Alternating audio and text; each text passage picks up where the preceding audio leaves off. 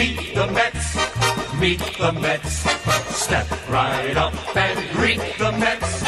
Bring your kiddies, bring your wife. Guaranteed to have the time of your life, because the Mets are really socking the ball, knocking those home runs over the wall. East side, west side, everybody's coming down to meet the METS Mets of New York town. Oh, the butcher and the baker and the people on the streets, where do they go? To meet the Mets! Oh, they're hollering and cheering and they're jumping in their seats. Where do they go? To meet the Mets! All the fans are true to the orange and blue, so hurry up and come on down, 'cause we got ourselves a ball club, the Mets of New York town. Give 'em a yell! Give 'em a hand! And let 'em know you're rooting in the stand. Come on and meet the Mets. Meet the Mets. Step right up and greet the Mets. Bring your kiddies, bring your wife. Guaranteed to have the time of your life, because the Mets are really socking the ball, knocking those home runs over the wall. East side, west side, everybody's coming down to meet the METS Mets of New York town, of New York town. And we are live, Mets and baseball fans all across the globe. How's it going? Thank you guys so much for coming back for the latest live stream on all the latest Mets news and rumors to this point. We discussed our last one right around a week ago, and we're back here on WardyNYM. What a massive discussion. So much things have transpired just over this past week. I cannot wait to deep dive it. Of course, this will be highlighted by all the coaching staff hires that we know at this point, breaking down each of them and also what looks like potentially the hires will be for the last kind of spots that are open. We'll be getting into Keith Hernandez's, of course, retirement, his number retirement to be exact. We'll be getting into, of course, rumors regarding the Mets and possible DH fits, including Kyle Schwarber that I did a video on yesterday. Make sure to check it out. As always, links in the description below. And also going to have my good friend Joe DeMayo from SNY to come on for a large portion of the stream to break down all these topics and so much more, along with taking your questions if you guys are watching this live. So I first want to thank you guys all so much for coming out. It really does mean a lot. I see Husky, I see Baseball Sports Talk, Al, Jack, great member on the channel, Kish, great member on the channel, Webbs Love, how's it going, Matt, Dave, great friend and subscriber on the channel, Joseph, Rocky, Joe D, Tracken, great member on the channel, Ron, how's it going, John, all you guys, thank you all so much for chiming in, Brian. Whether you guys are watching live on replay, really know that I appreciate all you guys chiming in. Like I said, action-packed live stream tonight will be going on for a bit. A plethora of topics to get into and deep dive.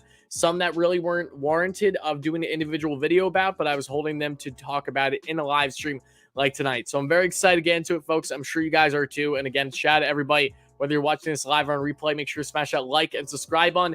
Help us get 100 likes for the first short-term goal. We'll try to get 300 by the end of the stream. Help us get a 13K subs. We are the largest platform covering all things New York Mets here on YouTube, not directly affiliated with the Mets or SNY, and it's all because of you guys. So seriously, thank you all so much for the support. We got a bunch of donations. I'm going to address that first, and then we will deep dive all these topics, folks. Again, thank you all so much for chiming in, for being here. Baseball Sports Talk, thank you so much. The Mets aren't getting Kyle Schwarber. They have so many DHs. Well, baseball, if you do watch my video from yesterday, then you'd be aware that the only way that Kyle Schwarber makes sense for the Mets is if they part ways with some of those DH options. If they don't, then I wholeheartedly agree with you. I do not see it happening. But again, appreciate the donation a lot, my friend. We'll be talking plenty on Kyle Schwarber and the DH overall, assuming the Mets do get it once the new CBA is in place. Ferrari Frank, thank you so much for the $10 donation. I appreciate that, my man. Great member on the channel. Hope you're doing well. What up, Wardy? LFGM, same to you, buddy. Hope you're doing well. Thank you so much for being a great sport here on the channel. Gabe, thank you so much for the $10 donation, too. What's happening with the lockout? That's what we'll be getting into, some news on the lockout regarding this Thursday, that being tomorrow at the time of recording this. So, Gabe, thank you so much for the $10 donation. I appreciate it. But, folks, let's just dive right in. We got a lot to discuss. You guys know the drill by now. So, again, continue smashing that like and subscribe button if you're just chiming in, or if you're watching on replay, it's always appreciated. We have a plethora of topics to get into tonight, folks. And before we get our good friend Joe DeMayo in the live stream, for the majority of the stream, I did want to touch on a couple topics with you guys first. And it does start with the MLB lockout status. As some of you guys probably know by now, there is an update on the MLB lockout between the MLB, of course, that being Rob Manfred, and the owners, and the Players Union, the MLBPA, and their representatives. We are going to have a meeting between these two sides finally for the first time in 2022. Tomorrow, Thursday, the MLB is going to be proposing some type of core economics plan in hopes that they can get further on negotiations. My unfortunate guess, my assumption is going to be that it isn't going to change much. To this point, the meetings have been very stubborn on both sides. They haven't even gone remotely close in these discussions. And as we know, one of the biggest voices, the heads of the MLBPA, the Players Union Association, is in fact Max Scherzer for the New York Mets. So it's going to be curious to see how Max goes about things along with everyone else involved here, because Max did have some very choice words last time we spoke in our live stream last week discussing Max Scherzer and his stance on the lockout right now. Why are they so far apart? And really having a great voice for the Players Union and advocating what they're looking for, and how the MLB is just completely a 180, not even remotely close on the same side as them right now. So the MLB, the Players Union, they're very stubborn on one side. The MLB, the owners, are very stubborn on the other. Let's hope that we can get something closer to being done. I don't expect it at all, unfortunately. This is something that I do think is going to drag out for quite some time. I really, really hope it doesn't drag out into spring training. But, it's one of those things where when you look at what's being affected the most right now, it is dollars. And naturally, you shouldn't expect necessarily to be a drastic increase in getting a deal done until really we're getting close to the season. Potential of shortening the season, putting it on delay to start. That's where I think we're really going to find them kicking tires harder than they ever had before. Until then, there really just isn't as much of a rush as us fans would hope there would be. From all the research I've done at this point, it's not looking pretty right now. It's beyond frustrating. It hurts the game. It puts a detriment on the game. It hurts the fans' experience for the game as well. And I really hope that they can prioritize these meetings, get something done soon. But again, I would say at this point in time, it is pretty much wishful thinking. But before I go anywhere else, I just want to shout out all you guys on the live stream. A bunch more names I'm seeing here in the chat, so I'm going to shout you guys out. I see Tom. I see Ron, Frank, Josh, Kish, great member on the channel. Old Timers Day, yes, I'll be discussing that shortly when getting into Keith Hernandez, of course, shout out number 17. Sledge, John, Ratazi, how's it going? Let's see. Jack, remember on the channel. Alex, Urena, Joseph, Jay Boogie, Chris Scotty, how's it going, my man? Merlin Full, all you guys, thank you all so much for chiming in, folks. But like I said, we got a lot to get into. Zero interest in Chris Bassett. That makes one of us. I'm very much on the Chris Bassett train. I know that not everyone is, however. That isn't something that we'll be discussing too much in the live stream regarding player targets. We're really going to emphasize more on the offensive side of things today, because we have been very heavy on the pitching side in recent streams. And again, news has come out over the past couple of days regarding Kyle Schwarber, which is very interesting. That I'm looking forward to deep diving further with Joe DeMayo. But outside of that, to everyone in the live stream thus far, to my 150 plus viewers, again, thank you guys so much for being here.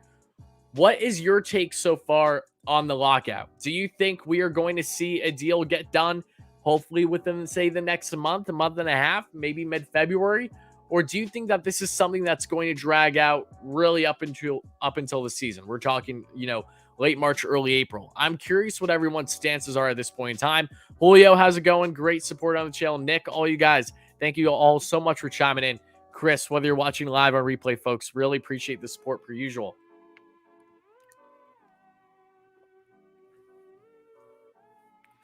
And we're already halfway to 100 likes, so thank you guys so much for that as well. Really, really do appreciate it.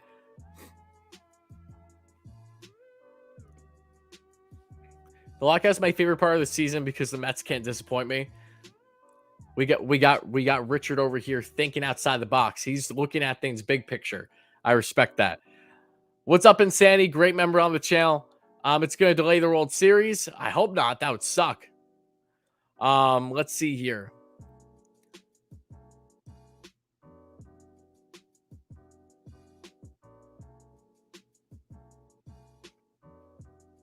Yeah, it seems like a lot of us are under the similar page regarding the lockout. Unfortunately, it's one of those things where I really, really hope that it doesn't drag out, but it's one of those things. it does look like it's going to drag out for a bit. Oh, I never said that it's going to have a deal done in a month. I'm saying that I'm curious what everyone else's stances are. When do you think the lockout is going to end? It's a big question mark. You're not ready to see Dom go? There's no guarantee that Dom will be traded, but he's definitely someone that is a trade chip. That is for certain. That's 100% a fact. Ferrari, thank you so much again for another donation, $5 donation. Hype in the chat for Ferrari Frank. Thank you so much for that, my man. I love the Joey Cora hire. Gary D cost us a ton of runs last 2 seasons. Yeah, no, you're not wrong. And to touch quickly on Joey Cora, we did last live stream. We'll do it again once Joe gets in here. Again, Frank, thank you so much for the donation. I appreciate that. But something that's very interesting about Joey Cora is how polar opposite he is from Gary D. Sarcina, because Gary was beyond conservative. I think that's an understatement. And then he just randomly threw guys, to go home when it didn't make any sense down the stretch. It seemed like that there was a sense of urgency with him because he knew that maybe his job was on the line. And lo and behold, that ended up being the case. He's no longer with the Mets. But Joey Cora has been one of, if not the most aggressive third base coach in baseball for a bit now. Pirates fans have been adamant about saying that they haven't liked it because it has costed the Pirates. But I think Joey Cora in a new system with the Mets being far more analytically driven than the Pirates could ever sniff the idea of being, I think it's really going to bode him well on his approach with third base. And the Mets have plenty of speedy guys. Look, the Mets are by no means the fastest team in the league, but they do have a decent balance of guys that know how to run the base pass nicely. With their offseason acquisitions of a Starling Marte, who stole 47 bags this past season. Getting a Marcana, who knows how to steal some bags too. Eduardo Escobar, who's, an average runner. So, they have pieces. And of course, Francisco Lindor has plenty of speed. The list goes on and on. The Mets have a lot of guys that are capable of running, but it's about the guiding, right? And I think Joey Cora, that aggressiveness is going to bode the Mets well. Because, look, the Mets are a team that was so piss poor last season and getting runs in. And don't get me wrong, hitting was the biggest issue with them, runners in scoring position. But there were definitely those games where Gary D. Sarcina should have gave the go to whoever was rounding second, going third to go home. And he just held them up when they had enough time. And that's something, those little differences that could make or break ball games for you. And I do believe that Joey Cora is a positive hire for sure. I'm excited to see him with the Mets and to see what he's going to bring for them. And I'm just excited about the X factor of, being fast paced versus slow paced. Why not? I think if you're going to go a complete 180, I think it's going to do more positives than negatives for the Mets in the end with these hires, in my personal opinion, at least. Thomas, thank you so much for the $5 donation. I appreciate that. So far, there's never been a game missed during a lockout, only during a strike. Let's hope that trend continues. That's a great point. I'm glad you brought that up because there is a difference between a lockout and a strike. Yes. And I do hope that trend continues as well. If the lockout drags into the season, we miss games, that's going to not just suck, but it's going to hurt the fans so much. It's going to put fans away from the game of baseball when the MLB is so behind on the 8-ball on trying to get young fans involved in the game of baseball, which is bizarre when you think about it because baseball is such a young man's sport. How many kids grow up playing baseball? It's common. It's one of those games that's very easy to pick up at. But when you get older, you look at the marketing for baseball and it's so horrendous. It really is. They're so behind in so many different ways, social media wise too. And it makes a drastic difference, especially if you would say miss games to start the season. It's only going to continue to put a bad look on the game and for the fans, and rightfully so. Every fan has every reason to be pissed off and maybe even turn on the game if we miss games, because at the end of the day, this is about the fans. And to see the players union and the owners be so selfish, respectively. I'm fully on the players union side. I'm not on the owner's side here. I'd like to make that clear. But the point being is that they're not even remotely close, and they've had so much time leading up to this point that it's nothing short of selfishness to not get something done before the season begins. And I think we can all agree on that notion.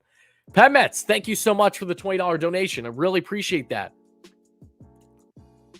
The owners and players obviously have not learned a lesson from the 1994 season and how long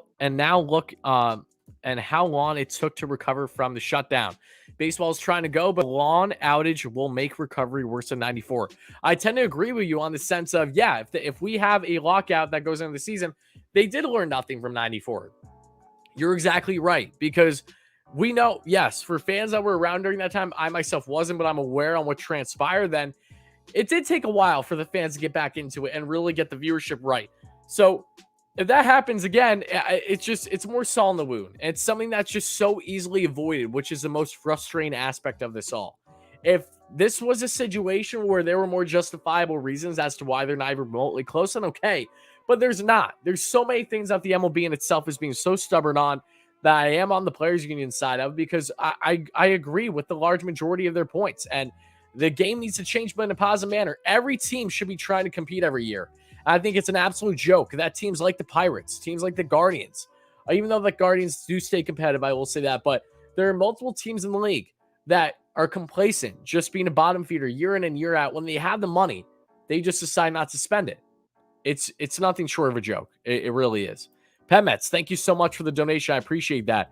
I'm going to check real quick, though, before we go any further, folks, to see how the poll's going. And we're only 40 likes, guys. We get 200 viewers, 40 likes away from 100. You know the drill by now. Continue smashing that like and subscribe button. Always appreciate, folks, if you're excited about tonight's live stream. Like I said, a lot to get into. I'm really holding a lot, waiting for Joe to get in here because we're going to deep dive all these topics. I'm really excited about it. Happy to be back doing a stream on WardyNYM. I always miss doing them. Anytime it's more than even a day without doing them, let alone a week. Yeah, I always want to stream, so I'm happy to be back here. But if you guys didn't see already, I did put a poll in the chat, which asks you guys who should be the Mets DH. And this is something that we'll be addressing a lot later into the live stream once we get to that topic, really. But so far, out of just over 150 votes, and I'm not sure how much this may coincide with my video on Schwarber yesterday.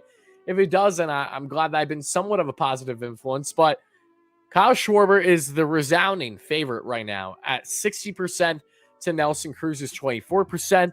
And to the internal options that consist of Robinson Cano, Dom Smith, JD Davis, those type of players at 15%. So 24% Cruz, 15% internal moves for and staying in the Mets organization, and 61% wants Kyle Schwarber. Very, very, very interesting. And again, we'll continue to deep dive that as we get into things, folks. And I'd also just like to apologize for a minute. I feel like out of nowhere, I started losing my voice over the past couple minutes. I'm not sure exactly why that's happened, but I should be okay. It happens at times, I guess. But what I want to know now, and how's it going, Andrew, and everyone else in the chat? Guys, what was your reaction yesterday to the announcement of Keith Hernandez's number being retired? It's beyond long overdue. I'm looking forward to talking about it further here with Joe soon. But fourth number now that will be retired in Mets history. Keith Hernandez, the former captain for the Mets, who had great success with the St. Louis Cardinals before coming to the Mets. I loved the comp that Ron Darling gave to him earlier today in his presser, and it said how he sees so much of him as he did with Mark Messier. And as a Rangers fan, I appreciate this. I know if you're an Islanders fan, you're like, oh, this guy's a schmuck.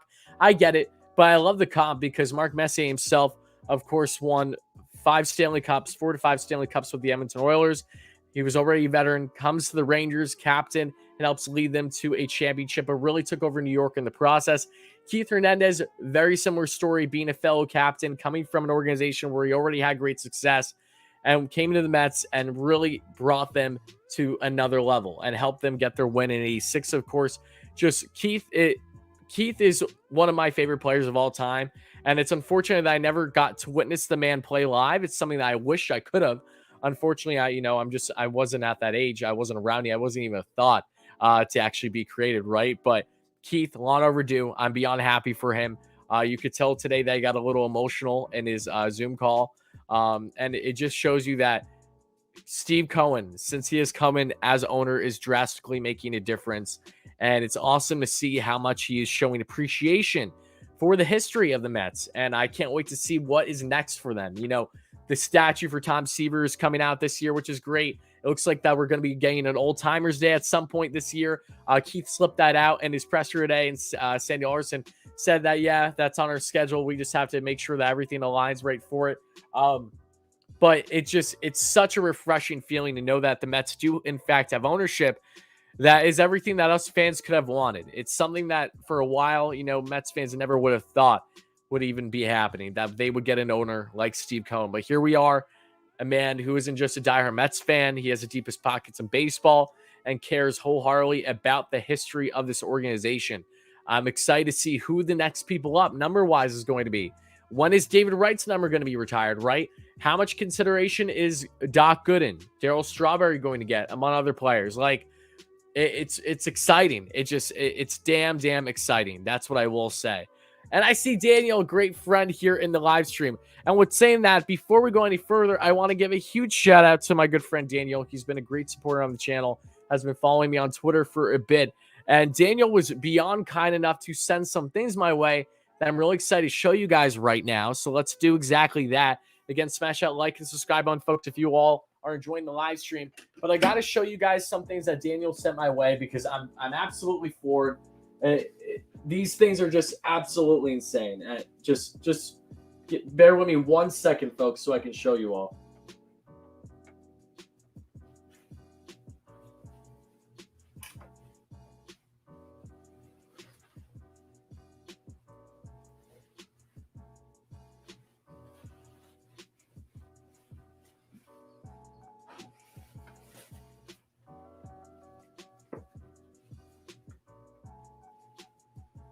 In case you guys are unaware, I am here. I'm just grabbing something real quick.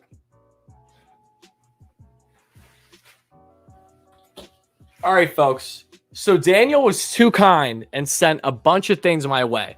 And I absolutely love them all. And I have to start with this awesome David Wright jersey. Look at this beauty. All white without the pinstripes. Just an absolute gem. This is just one of the multiple things that Daniel sent my way. Beyond kind. Love you, Daniel. Thank you so much, my friend. Look at this shirt. Look how beautiful this jersey is. That's insane. And then he went on and sent this awesome, like vintage Mets windbreaker. Like the ones that the players would wear. It's so sick. Fits me like a glove. Absolutely perfect. Love the... Like, I've already worn this thing a couple times. It's just so sick. It's literally like what the players were. Absolutely love it. Thank you so much for that. He also sent me a Lundqvist jersey. I just don't have it by me for the Rangers. Awesome as well. But this is probably my favorite out of all. This thing is insane. It's not just the Mets black jersey, but it's my favorite Mets black jersey. It's when they wore the black jerseys on the road where it says New York. Look how sick this is, guys. Authentic, all legit. David Wright jersey. Look at this. 40th anniversary. And it's the 60th anniversary of the Mets this year now, too. Absolutely insane. 20-year-old jersey. David Wright on the back. All authentic. Look how sick this is. My goodness, great. It's already up there on one of my favorite jerseys in my collection. Everything he sent was phenomenal. But this is the cream of the crop. Like this one takes the cake. And then everything else is just behind it. They're all amazing. You thought I only wore a black t-shirt and a denim jacket for streams like this? I usually do, yes, and videos. But during the season, I wear my jerseys and stuff. I just normally wear the same stuff for every video and stream because, I don't know, people seem to like it. So I kind of just went with going with the same outfit. It makes it easy on me. But yeah, I don't wear this jacket often, nor this hat for that matter, when I'm not streaming or doing content because I wear it so much as it is. But yeah, thank you so much again, Daniel, for all the stuff. Really, really does mean the world to me, my friend. Hope you're doing well as always. Let me put this stuff away real quick without damaging anything.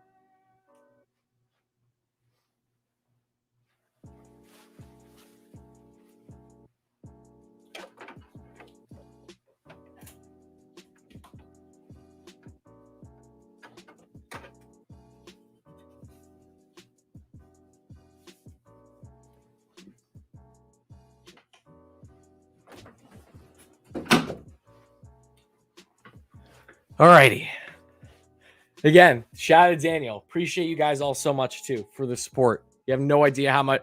The fact that I'm beyond grateful to have not just Daniel, but so many loyal supporters, everyone from around literally all over the place, out of the US even too. I'm nothing short of humbled always. So thank you so much for that, Daniel, and thank you all, everyone, for your continued support here on the channel. And like I said, we haven't even gotten into anything topic-wise yet.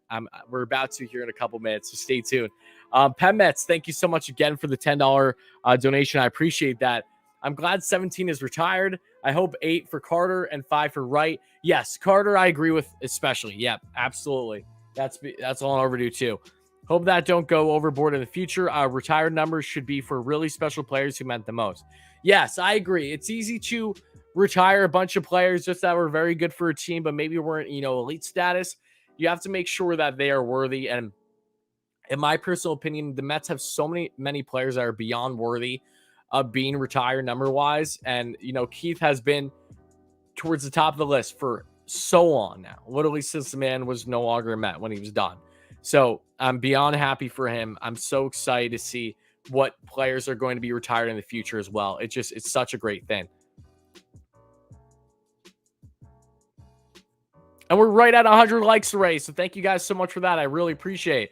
Dave, thank you so much for the $5 donation. Bunch of stuff coming your way next week or so. Oh, Dave, thank you so much for that. See, Dave's an absolute beauty, guys. If you don't know, Dave has sent so many different things my way. He's a diehard Mets fan like you guys, but he's Mr. Generous. He's beyond generous, and I'm always grateful for everything he sent. Actually, I don't know if I showed you guys. Maybe I did, but I'll show you again. The latest thing Dave sent me is really sick. So give me 1 second. I'm going to show you guys this real quick. And I'm actually holding my pens in it at the moment that I'm using while I take notes for my videos and stuff. But Dave was too kind and sent me this awesome mug with Max Scherzer on it. It looks so sick. Let's see if it focuses on this. And Dave, thank you so much again for the $5 donation. I appreciate that as well. But then you look on the other side and look at this. Look how awesome this is. Can it focus? Can it focus on me? There we go. I think you guys get what I'm saying, though. But yeah, absolutely insane. Love this so much. Shout out to you, Dave, again. Really, really appreciate it. And shout out to everyone for the support. All right, guys. With that being said, I'm going to get Joe in here in a second then, and then we're going to get rolling into all these topics. Because like I said, we got a lot to get into. More than I thought, more than you would think that we'd have to talk about in January of a lockout, but there's a lot more to discuss than last live stream, I would say.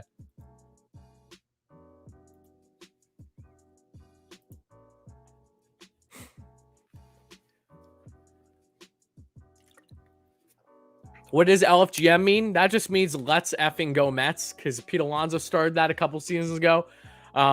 Naturally, there are some fans that, are more traditional, if you will, don't like the swearing in it. I am a younger fan, so naturally there's some immaturity on my side, so I tend to like it. But yeah, that's what LFGM stands for, in case you guys aren't aware. And thank you for the God bless you. I appreciate, and again, appreciate all you guys. But let's take a look. I want to see how this poll's looking for a minute. Yeah, still 62% of you guys want Schwarber. That's crazy.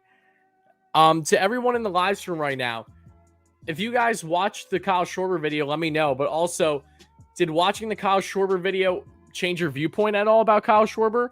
Were there things that maybe you didn't know about him, or maybe that you have just a different viewpoint on him at all?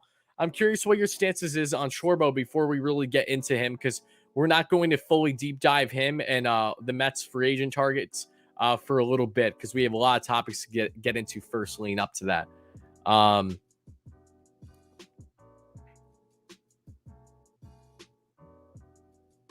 Always want him. Awesome. What's the Schwarber video? It's the last video on my channel. Again, if you just go on my channel, you'll see it right away. And the link is in the description down below, as always, as part of the playlist on any potential targets for the Mets. So definitely check it out whenever you guys get the chance, if you haven't already. But yes, Kyle Schwarber is definitely someone that we're going to be deep diving a lot. He's someone that unfortunately murdered the Mets all season long this past year. Even when he got traded to Boston, when the Mets went to Fenway, I was actually at one of those games with the 7 line. Awesome experience. But yeah, Schwarber did his best Chipper impression in 2021. He did his best Josh Donaldson 1-year stint with the Braves impression too. He did his best Daniel Murphy Nationals impression. He just was a Met killer. Schwarber is one of those players too that kind of goes under the radar, I feel like, a little bit when you look at the players that we've discussed at this point when it comes to who makes sense for the Mets free agency wise. We're all stuck on Chris Bryant. The vast majority of us, I'm one of them, and I will stand by that. KB is my guy. He's someone that I'm going to probably advocate for more than anyone else until proven otherwise, until I have a reason to say otherwise. But under certain circumstances, Schwarber does make plenty of sense for this team. But under certain circumstances, and how willing are the Mets going to be, that's a big question mark too. And again, we'll be getting into that further here shortly. But yes, very, very interesting to see how the Mets are going to go about their acquisitions post-lockout offensively. We talked about a lot on pitching, and we will further. Don't you guys worry. There's actually one pitcher that I know a lot of you guys are interested to discuss. I really haven't much on the channel yet. I probably will soon. He's someone that I don't think he's a likely fit, not because of talent or because of injury history, but because of location and location alone. And I'm going to emphasize that heavily in the video once I get to it. But I'm sure many of you guys have an idea as to who that is going to be about. And I know Nimmo hired Boras. Yes, we don't have that on the list up here. But yes, Brandon Nimmo did hire Scott Boras. He left, I think it was the CAA, which was the previous agent that he had, that association. Whatever that was short for. I'm not aware off the top of my head. My apologies. But not really concerned by it. Mets were hoping to get an extension potentially done with Nimmo this offseason. I don't see that happening now when Scott Boras is your client, right? Your agent, I should say. But I will say that the Mets have the money. I think Brandon Nimmo is just being wary of himself, and for good reason. He could tell that through the offseason, the moves that the Mets were making, the money that they have. He wants a bag, rightfully so. And I don't think Scott Boras is going to be a detriment to the Mets being able to keep him long term. I just don't think maybe it's I will be surprised if the Mets can lock up Brandon Nimmo before the season begins. I don't think the Mets are going to get a new deal done with Nimmo potentially until after the 2022 season because of Scott Boras, because he loves to take his clients to free agency. That's just how he rolls. Your puppy's trying to take your food, Jay Boogie. Well, let your puppy take the food. No way he gets more than Buxton, right? Or at least same. Buxton's a really good comp. Very, very good comp. I think a lot of it is going to go in hand with how his walk year is going to be this season. If he, one, stays healthy and two, balls out the way that we know Brandon Nimmo can and has every year getting on base, then yeah, I do think he will be looking for a big payday and a long-term contract. I think Brandon Nimmo is one of those players that the Mets should be willing to go to a longer-term deal with. And I think it will benefit them too AAV-wise, because Nimmo is someone that to this point has not proven to be consistently healthy.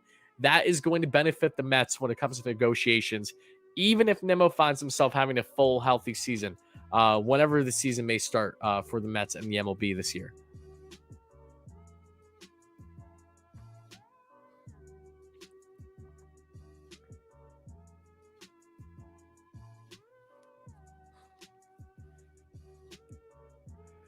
Get Suzuki. I don't see that happening. I think Suzuki, as much as I would love him, Seiya Suzuki, he looks like he's going to Boston. I've seen interviews of him recently that have talked about Boston, that he can't officially say anything yet. But, he followed Boston on Instagram for a while, then unfollowed them probably because he just didn't want to get in any issues because there wasn't a deal in place yet. But I do believe that, especially with the Red Sox trading away Hunter Renfroe and gain JBJ, who is not a guy you should be starting every day, I think Seiya Suzuki will be a Boston Red Sox. I don't think the Mets are going to go after him. I think that ship sailed as soon as they signed Starling Marte. And as much as I would love Seiya Suzuki, I understand the reasoning as to why they are maybe wouldn't become the favorite at that point, right? They don't have a clear hole in their outfield the way that the Red Sox do after losing Renfroe. Because, again, JBJ is not someone that should be playing every day. He's amazing defensively, but that offense really hurt this past year for him.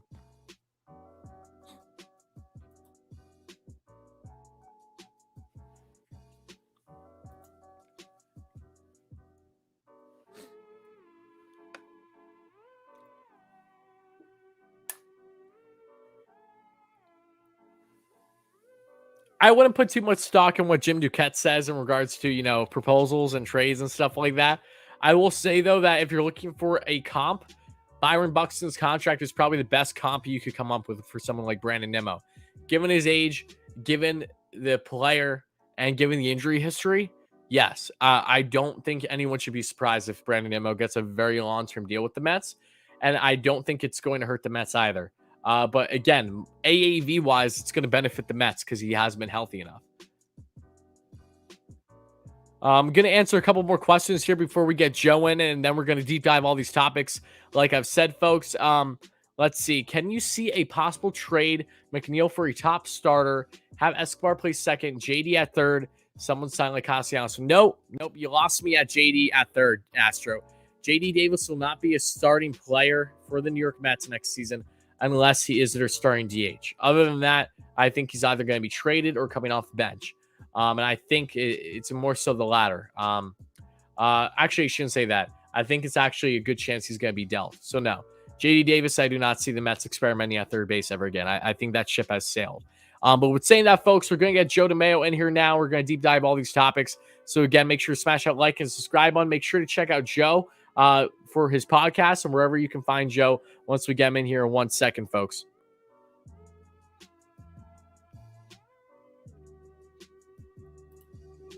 There we go. Okay. Do you hear me, Joe? Yeah, I got you. Awesome. All right. I'm going to put that in there. So if you want to shift a little bit the other way. Awesome. Perfect. How are you doing, my friend? I'm doing all right. My recommendation, don't get new stuff. Like I got a new iPhone and I had to go sign into Twitter and everything. And, good luck. I don't know passwords for nothing. So I had to reset my password and everything. And I went to come on this and I was just like, crap, what'd I make the Twitter password? So, yeah. Yeah. I mean, it's a cool new phone, but it's hell. Yeah, I know. I was actually under the same exact situation this past day because my computer was acting up a little bit. And I was, for whatever reason, wasn't letting me download photos in Google. So I deleted Google Chrome and everything because that's the main thing I use. But in doing so, it logged me out of everything. So it spent me a good 40 minutes just getting logged back in all my different accounts. So yes, we've been dealing with the same struggles, right? But for everyone that doesn't know Joe DeMayo, of course, he covers the New York Mets prospects through SNY. Does a fantastic job. He's been on the channel numerous times now. Good friend of ours, and also is the co-host with Connor Rogers of the That's So Mets podcast, and they are on YouTube as well. I know that they're eyeing 1K subscribers. So, guys, if you haven't checked out their channel or their podcast, wherever you get your podcast, please make sure you do and leave a good review. They do great stuff over there. I was just on their YouTube platform, I'd say a week and a half ago now. Yeah, it was a great discussion. It was 2 weeks ago, actually. 2 weeks ago tomorrow, so it went quick. Last week we had Mets second-round pick from last year, Calvin Ziegler, on, which was a fantastic interview. We're going to do a lot of prospect stuff. I have, ways of getting prospects on the channel, so you'll get to hear a lot of interviews with prospects on there. I brought Wardy on. I'll bring, a bunch of different personalities. We're trying to make it, as unique as humanly possible. And we're searching for that 1,000 subscriber count. Wardy, how many people are watching this right now? Just around 220 plus. 225 people. Okay. So we're at, last I checked, 914 subscribers on our YouTube, which so less than half of you guys. Just go subscribe 86. right now. Everyone watching, when you're done with this video, because I don't want you to leave here. When you're done here, you're on YouTube already. Just go to the top, type in That's So Mets. It'll pop right up. Hit subscribe, hit the little notification bell, and let's get to 1,000 subs tonight. I think that sounds like a good idea. I think it sounds like a good idea to see Joe lay it out perfectly for you guys. You don't have to do much, okay? Get it done, right? But with that being said, we got a lot to discuss. I think a lot more than you'd initially expect with us being, in January in a lockout. A lot has transpired, at least since the last time I did a stream over this past week. I know that you probably discussed it on your latest episode of That's So Mets for your podcast. But yeah, the Mets are getting close to being done with their coaching staff hires. They're not fully done yet, but they're really close. I couldn't wait any longer to discuss them. The Keith Hernandez news I want to get into, also Elián Soto, because I know that threw a lot of people off, including myself a little bit. I wasn't all that surprised, but just, exactly why you shouldn't necessarily believe something as certain for a 15, 16-year-old too on their decision when they can't even officially sign until 2023. But before we get into any of that, what is your take on the MLB and the MLBPA getting a meeting tomorrow, this Thursday? That's a positive thing. I mean, they haven't talked in a month and a half at this point. So the fact that they're speaking is a good thing. I'm just very interested to see what this proposal looks like from Major League Baseball. I don't think we're close to the lockout ending per se. I don't think they're coming with a proposal and the MLBPA is going to be like, whoa, this is great. Let's strike a deal. I think it's going to be, they'll give them some of the stuff that they want and probably the stuff that they don't care if they lose it. I know that Mark Feinsand in his article today, he speculated on the qualifying offer system, a draft lottery for the MLB draft to incentivize tanking, little things like that the MLBPA wants.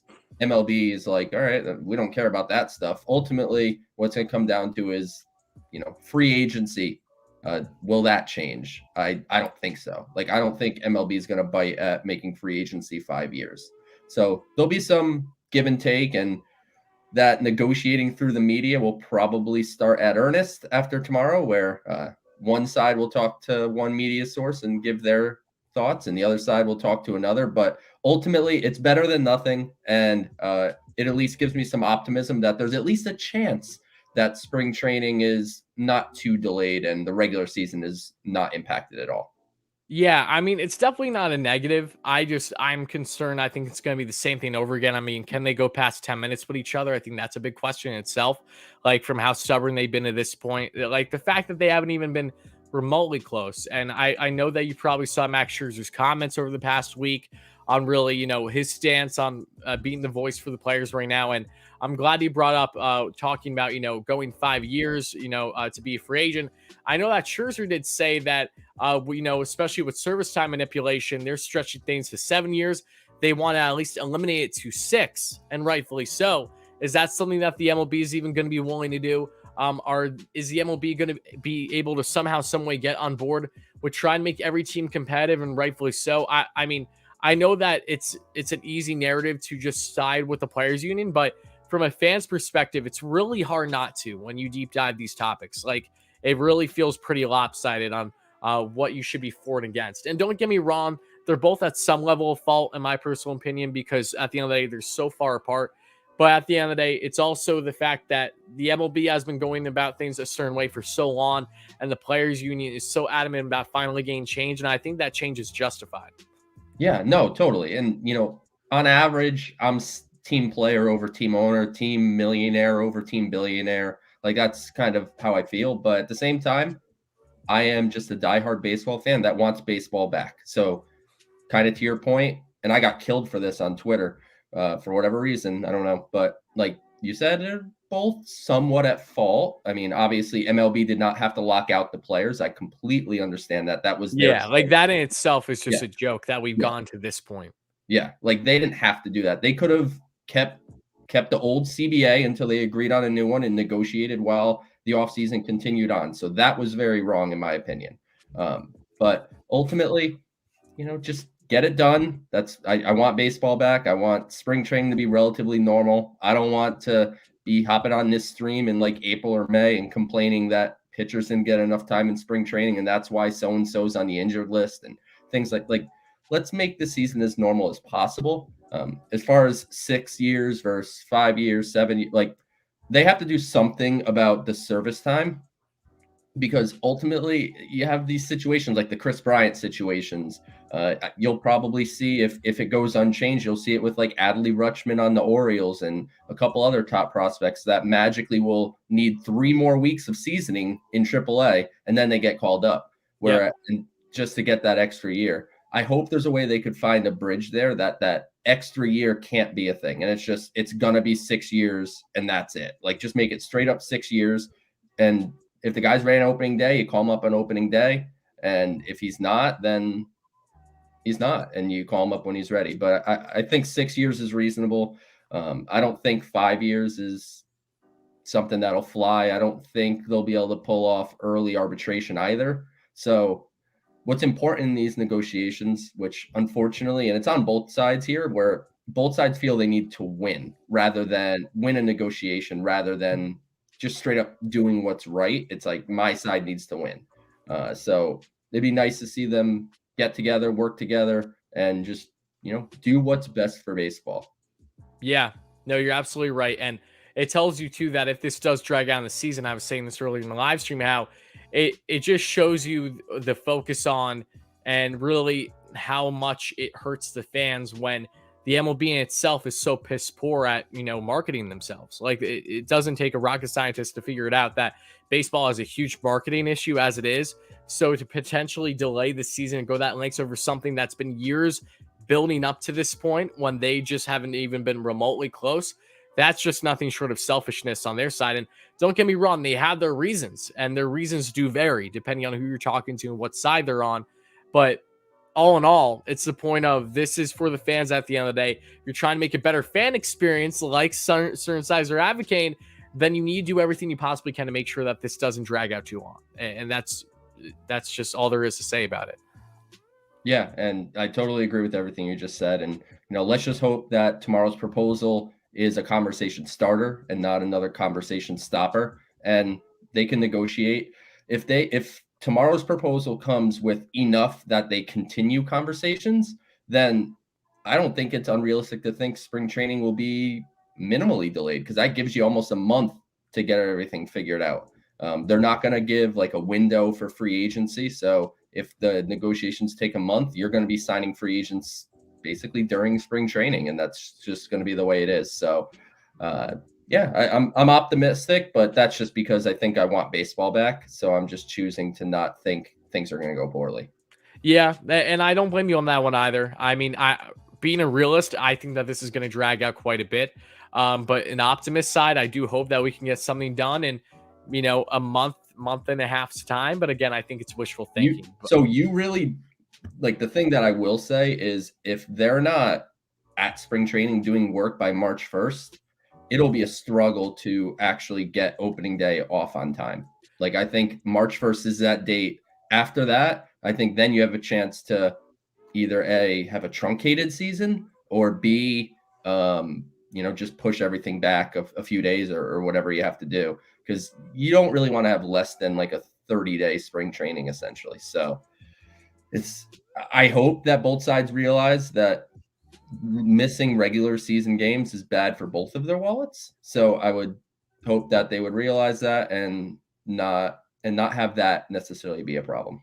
Yeah, no, I agree with you. Again, we're going to see what happens, but fingers crossed that this does end sooner than later. All of us fans are on the same boat on that one, right? But let's get into the big news on Keith Hernandez. I mean, look, you're a more seasoned fan than I am. I know that you didn't necessarily get to experience all of Keith Hernandez during his time with the Mets, much at all for that matter. I mean, when did you start watching the Mets as a young fan?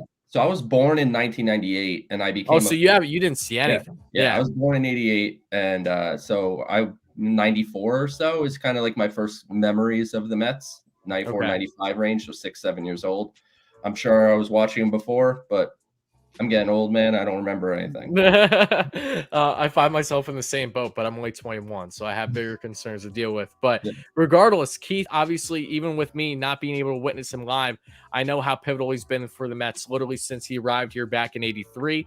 And to see him finally, long overdue, get his number retired, the fourth number now in Mets history. I think it'll be for the July 9th game against the Miami Marlins. Huge honor, long overdue. And what was your initial reaction to see that? Were you caught off guard a little bit? Because I wasn't expecting this news, and I don't think Keith was right now either. And it really does show you that Steve Cohen is an owner that doesn't just care about the Mets as a whole and the fan base, but cares about the history of this organization. And you're seeing in just a year and a half's time how much difference an owner can make versus, say, the Wilpons and how they treated the players, former players rather. Yeah, I was definitely taken off guard, but at the same time, it wasn't surprising. Like, yeah. I figured this day was coming. I just didn't know, was it now? Was it in a year? Is it in 2 years? Whatever. But just super happy for Keith. I mean, obviously, I like you, basically, my appreciation of Keith Hernandez is mostly his analyst work on SNY. Like, that's what I know him as. I obviously have watched, the documentaries on the 86 team. I've watched games when they throw them on MLB Network. I think even like 10, 15 years ago, my parents got me a DVD set of the 86 World Series, where it was like awesome. A DVD for each game. So I got to watch the whole World Series.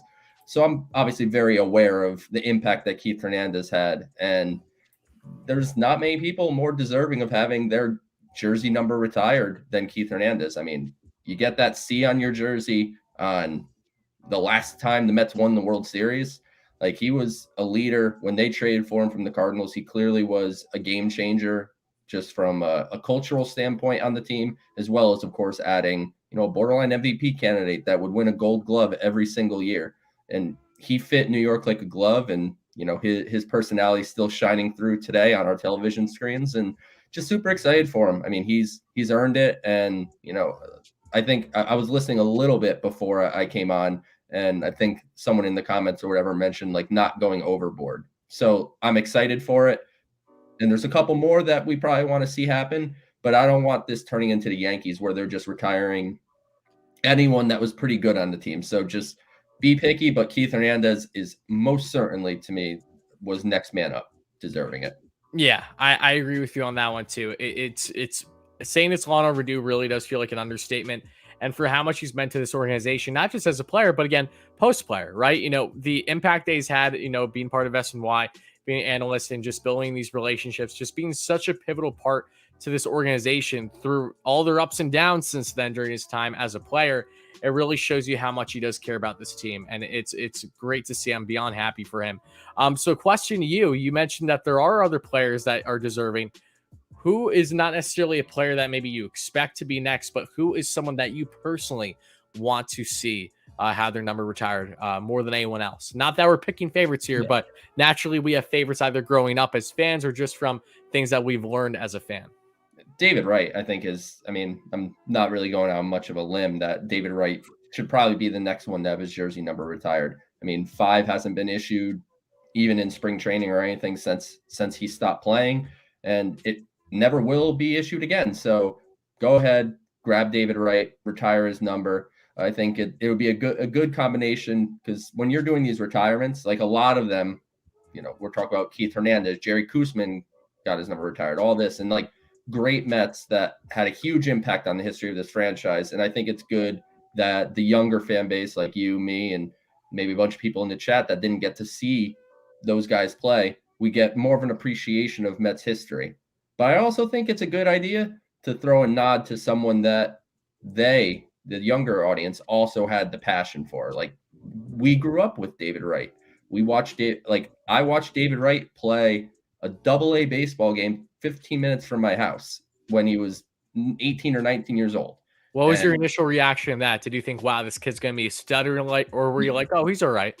No, David Wright stood out. Let's just put it that way. David Wright stood out. So it's not overly surprising, but he definitely stood out. And, I got to see the day he got called up till, the day he unfortunately had to retire earlier due to the injuries and everything.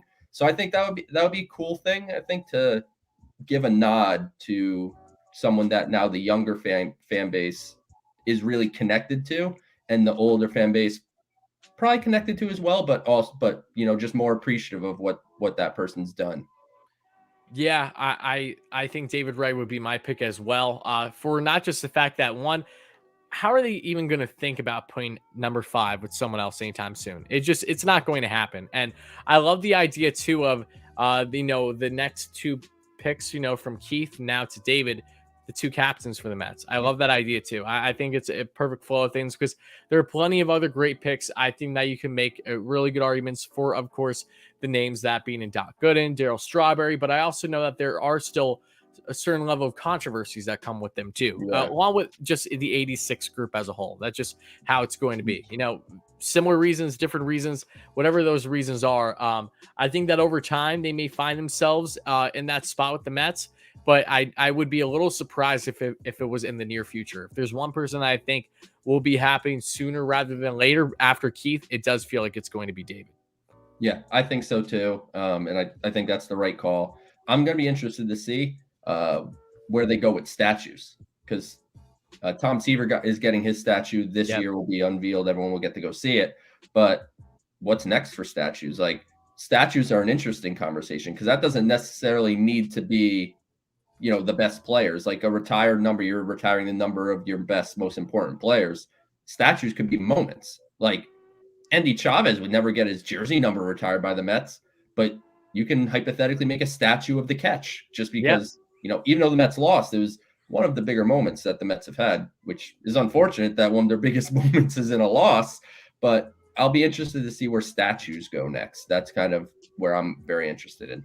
That's a great point too, because when you think of statues, you also think of the memories in that specific stadium. Like if you think about Citi Field, that's even further reasoning as to why David Wright would make a lot of sense as well. Like he is the first name that you think of, just not just in recent Mets history, but since Citi Field birthed, back in 2008, 2009. Like it starts with him. So I think that's another great point that you bring up. I'm curious who it's going to be after Tom too. I think David makes a lot of sense. I think that any Chavez catch, which you don't see right now, crop. I do have the signed photo of him making that catch on the wall behind me. Oh, sweet. I would be all for that, and plenty of other moments too. You have Piazza. You have Piazza after 9/11. Yes, that's like that has to happen at some point, right?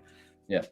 That'd be perfect. But before we go further, I just want to shout out everyone in the live stream so far, guys. Thank you all so much for being here. Whether you're watching live or on replay, really appreciate the support. Make sure to smash that like and subscribe button.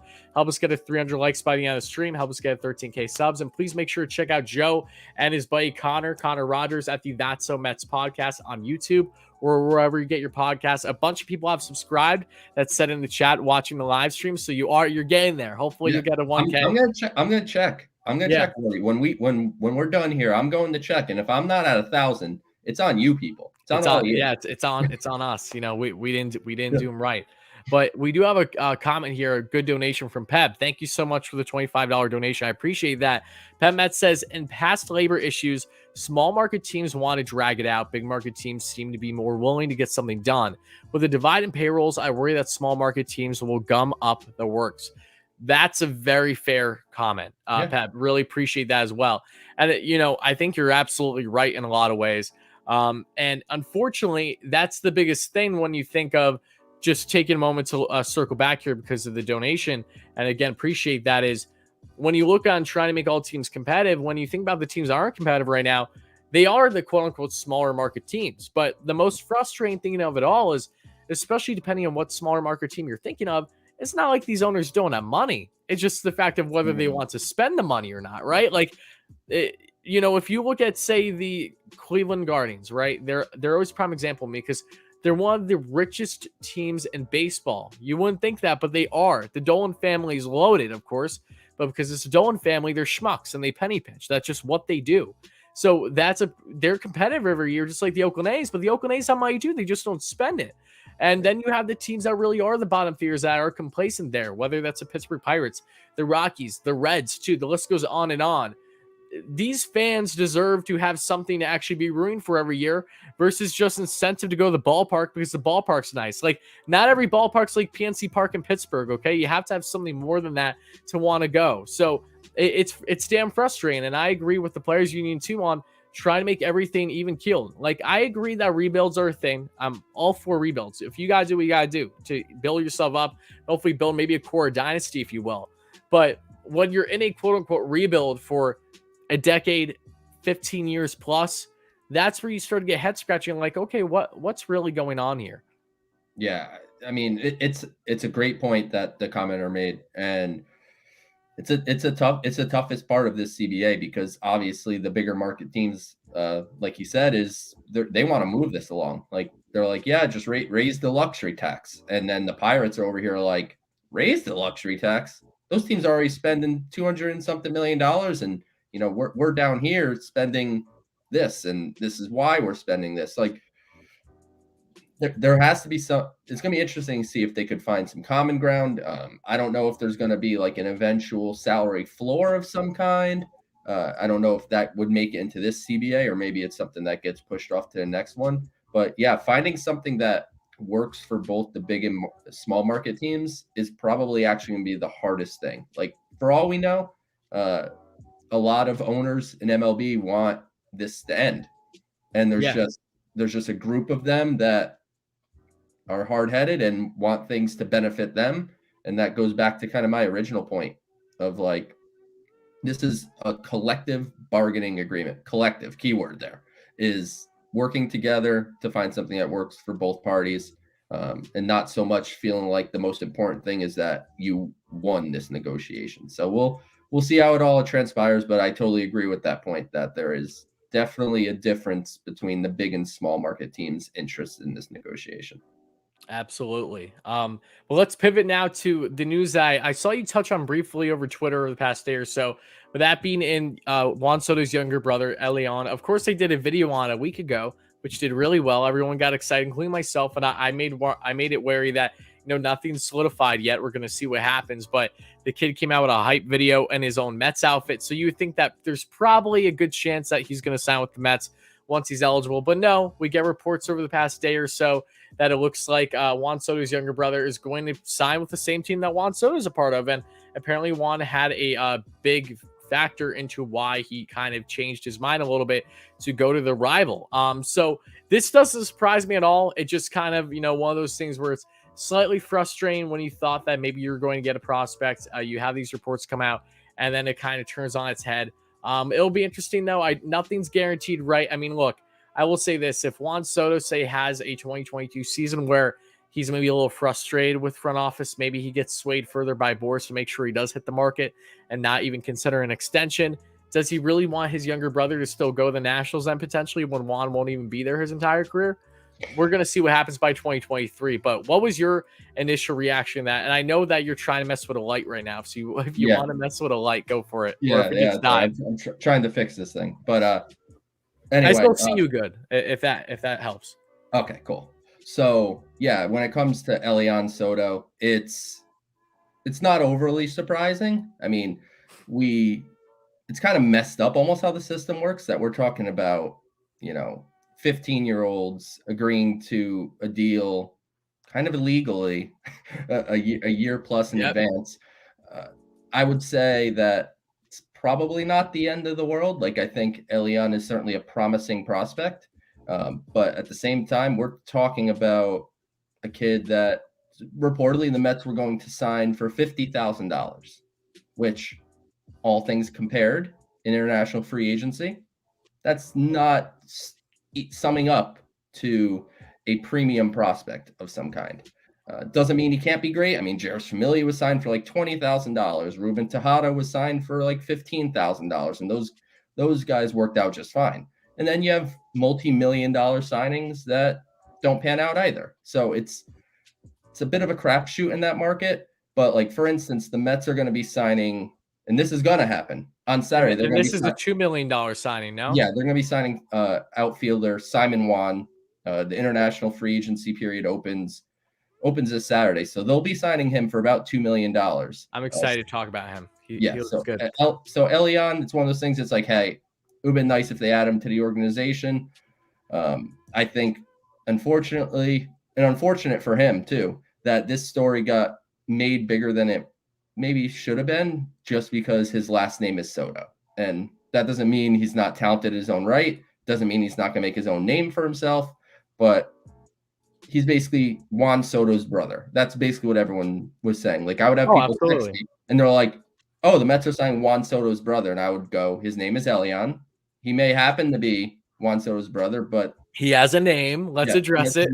He's his own person. Yeah. So it's, it's always a bummer when you think you're signing a player with some potential and it doesn't work out, but 'tis the way the cookie crumbles. The Mets thought they were going to get Vladimir Guerrero Jr. at one point too. So I saw a photo of him with the Mets hat. I think that was a real thing. And your buddy Jacob tweeted that, and they ended up getting, I wasn't aware. They ended up getting his cousin Gregory, who didn't exactly pan out. So you never know. Yeah, no, that's fair. I mean, look, at the end of the day, would it have been cool? Yes, I was excited about it for, of course, the Juan aspect, but also because of the fact that when your older brother is, the best hitter in baseball, I think that's a very fair statement to make at his age too, in his early 20s. Naturally, that has a good chance to rub off well on a younger brother, that things are going to bode well in his development, and for good reason. But to say I'm surprised that looks like he's going to the Nationals, no. It's last thing I would be surprised. It just, again, how everything was reported at this point, unfortunately, is in typical, I think, offseason fashion, like we've seen with the Mets, especially since Steve Cohen came in the reins, unfortunately, where you can't necessarily trust everything right away until you get secondary, third, fourth, fifth sources. Like, you need them all until you can really solidify something on if it's factual or not, because things change, maybe in a short period of time or maybe over a couple days period of time. But, it is what it is. Wishing him the best, no less, no ill will whatsoever. And again, he's a kid. It's so weird talking myself, especially being a young fan, talking about prospects now. I'm like, they're kids, yet they look like twice my size. That's just the nature of the game now. Yeah, they're something. But getting into now the coaching staff, this is something I've been wanting to talk about for a bit. I know that you touched on at least a certain level of it to this point.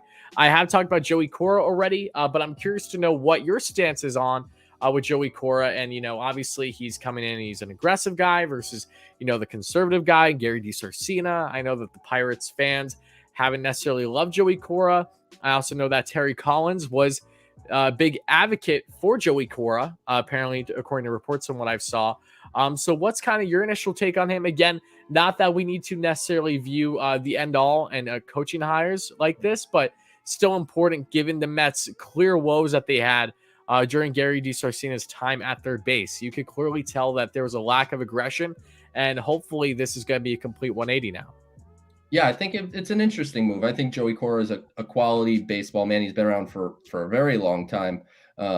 And when you talk about, in the middle, you have the little write up there of everyone that's been hired. Like Wayne Kirby is a Buck Showalter guy. Yep. Eric Chavez is a Billy Epler guy. Joey Cora has no connection to either of them, as far as working with, anything like that. Like, I'm sure they've crossed paths, whatever, but they don't have a real relationship. And like you said, Terry Collins seemed to recommend them highly, so they take that into account for sure. He's from the same town as Francisco Lindor in Puerto Rico, and apparently Joey Cora was someone that Francisco looked up to growing up. So I think part of it is Francisco Lindor. And I think what Joey Cora is going to probably bring most to the table, the third base, sending people, not sending people, aggressive versus passive, it might be a little overrated. Certainly a conversation point.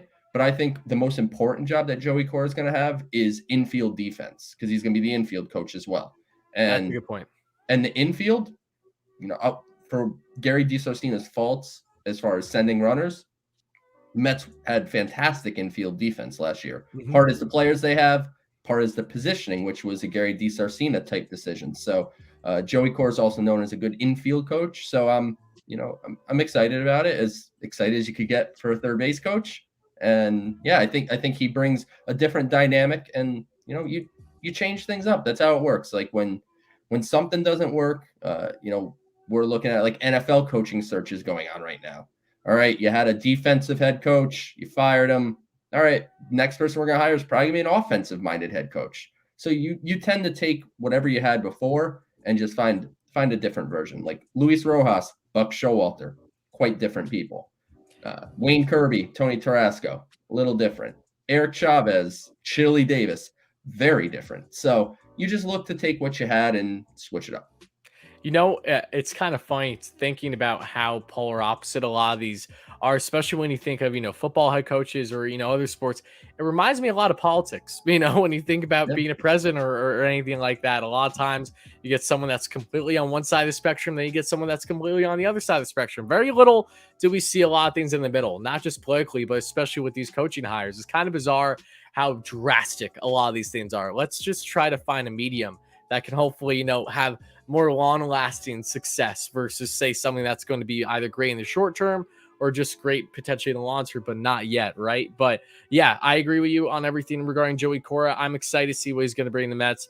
And I know that we have a little bit of a further emphasis considering the Mets can't do moves right now. So we're going to focus heavily on these coaching moves. I don't agree with Andy Martino's notion, however, that it's bizarre. He doesn't understand why. I saw him tweet out, like, I don't know why people care about these hires at all. Like, it doesn't make sense. I'm like, dude, we're in a lockout. What else is there to care about? I'm gonna find out everything about this guy and his family at this point because we got nothing else going on, right? But getting into Wayne Kirby, he was someone that I spoke into existence. I felt it was a guarantee that Wayne Kirby was going to become the first base coach for the Mets, because I'm not sure if I spoke about this with you. I think I may have, but I know that Wayne Kirby's either daughter or someone in his family I saw on social media from a couple weeks ago was advocating for him. It was really exciting when Buck got hired, and you could tell that once Wayne did not get the job in LA with the Angels this offseason, that there was a lot of reasons as to why he becoming the Mets. Of course, he was with Buck Showalter during his entire time with the Baltimore Orioles as first base coach, and now he comes to the Mets. I'm excited. What a personality this guy is, first and foremost. I watched a bunch of interviews on him. Yeah. I remember him, especially when the Mets played the Padres this past season, and I would see Lindor goofing around with him. I'm like, who is this guy? Like, he just seemed like he had a very a jovial personality, and it seems like that's going to hold true. And kind of keep the Mets loose, but also keep them in a little bit of a different mindset on just not just first base approach, but I don't know if he's going to be outfield coach too, because I know he was doing that with the Padres. But what's your take a little bit further on Wayne Kirby? Yeah, I assume he's going to be the outfield coach as well. I mean, they're not going to hire a separate person to do outfield. That wouldn't make a ton of sense. And frankly, I mean, first base coach, you're holding batting gloves. You're taking signs from the third base coach and just making sure the guy on first knows what to do. Yelling back if someone's trying to pick him off. Like, that's kind of the main jobs there. So the outfield coach will be key for him. And what I'm interested to see is he able to continue the growth that Brandon Nimmo had defensively in the outfield? Nimmo went from a guy that I'm one of his biggest fans, and even I was like, this guy's not a center fielder. Yep. Go get a real center fielder, play him in the corner. And, Nimmo went from a guy that you definitely didn't want out there to a guy that was slightly above average. So that's a huge credit to what Tony Tarasco and the staff was able to pull off last year. So hopefully Wayne Kirby comes in and is able to, continue that upward trajectory for Nimmo defensively. I mean, he's going to move to a corner, so that should help in itself. But I'm interested to see what Kirby's personality and what he does outfield positioning wise, because you have Starling Marte out there who could really, really play there. You have Mark Canha, who's perfectly fine at all the spots. He's not wowing you anywhere, but he's fine. And Nimmo has a chance to be plus in left, preferably left field. I think it's probably the best fit. And that's kind of Wayne Kirby, right? Like, it's a good personality, his outfield coach, and just like I said with Cora's infield coach ability and Kirby's outfield coach ability, I think is more important than what they're doing when they're, standing out there with helmets on and, coaching the bases. Yeah, no, that's a great point about Brandon Nimmo too, because I was someone that was concerned going into this past season how he would be at center, and for good reason. He's someone that, unfortunately, given his injuries too, has been inconsistent and has gone plenty of his injuries, especially regarding his issues with like the disc in his neck, because of the outfield, because he's always just laying it all out there, regardless on if he's batting or playing defense. But one, I love the idea of him shifting to left. I think that's going to happen now. But two, if you actually look at his numbers from 2021 in the outfield, he was in the 86th percentile, I believe, and that's above average. So he was actually far above average versus what you would think. So yeah, he isn't a liability. My biggest concern with Nimmo in the outfield is one, it's his health. I want him to eliminate any chance of him being hurt because of how crucial he is offensively for this team. And two, his arm. Starling Marte has better arm at center than Nimmo. That's why I think that for those reasons, Nimmo just feels inevitable to go in the left, have Marte in center, have Canha in right, and you're cooking right away. But I think Kirby and that infectious personality is going to really bode well for this club. But none of these hires really compare to the news of the Mets straight up stealing Eric Chavez from the New York Yankees. And it's easy to look at this move and say, oh, this is the Mets, going all in to really piss off the Yankees, to spark things. No, it's just a coincidence, to be quite honest with you, because this by now, I'm sure, but Eric Chavez was deemed to potentially be a managerial candidate for the Mets prior to the names officially coming out there, because Chavez has that long-lasting history with Billy Epler. So I think that regardless on if Chavez was with the Yankees or somewhere else, I think we'd be in the same situation right now. It's important to know that the Mets were able to pry Chavez 2 weeks removed from being hired as assistant hitting coach from the Yanks to come to the Mets after Aaron Boone speaking glowingly about the guy, saying he's going to be a Swiss Army knife for them. We're going to move him up soon. Like, this is just the beginning for Chavez with the Yankees. It's going to be great. Then the Mets just give him a higher role where say, we'll make you full-time hitting coach. And they even viewed him as a potential bench coach, but they're like, hitting coach is best for you right now. They bring him in, 6-time Gold Glove, awesome hitter up until injuries, unfortunately, derailed him a little bit in the latter half of his career. But him and Billy Epler go back so long now, originally to being a special assistant with Brian Cashman and Epler with the Yankees back in the mid-2010s. Then he went with Epler to LA. And then I also know that he managed the AAA team for the Angels for a short time. And then since then, he has, I'm trying to think where he has been actually last. I'm not sure, but I know that, of course, he has that experience with the Yankees, not just as a player, but as an assistant. And, just see the Mets go out of their way to sway him that quick tells you that clearly the Mets are building a culture that is going to not just be appealing for players, but coaches alike, people of status. And Chavez is someone that is deemed by many people as potentially being a future manager in the league. So What's your take on Chavez, especially getting pride away from the Yankees, and really this being a perfect Billy Epler pick? Because you said it best a couple weeks ago when I last had you on here.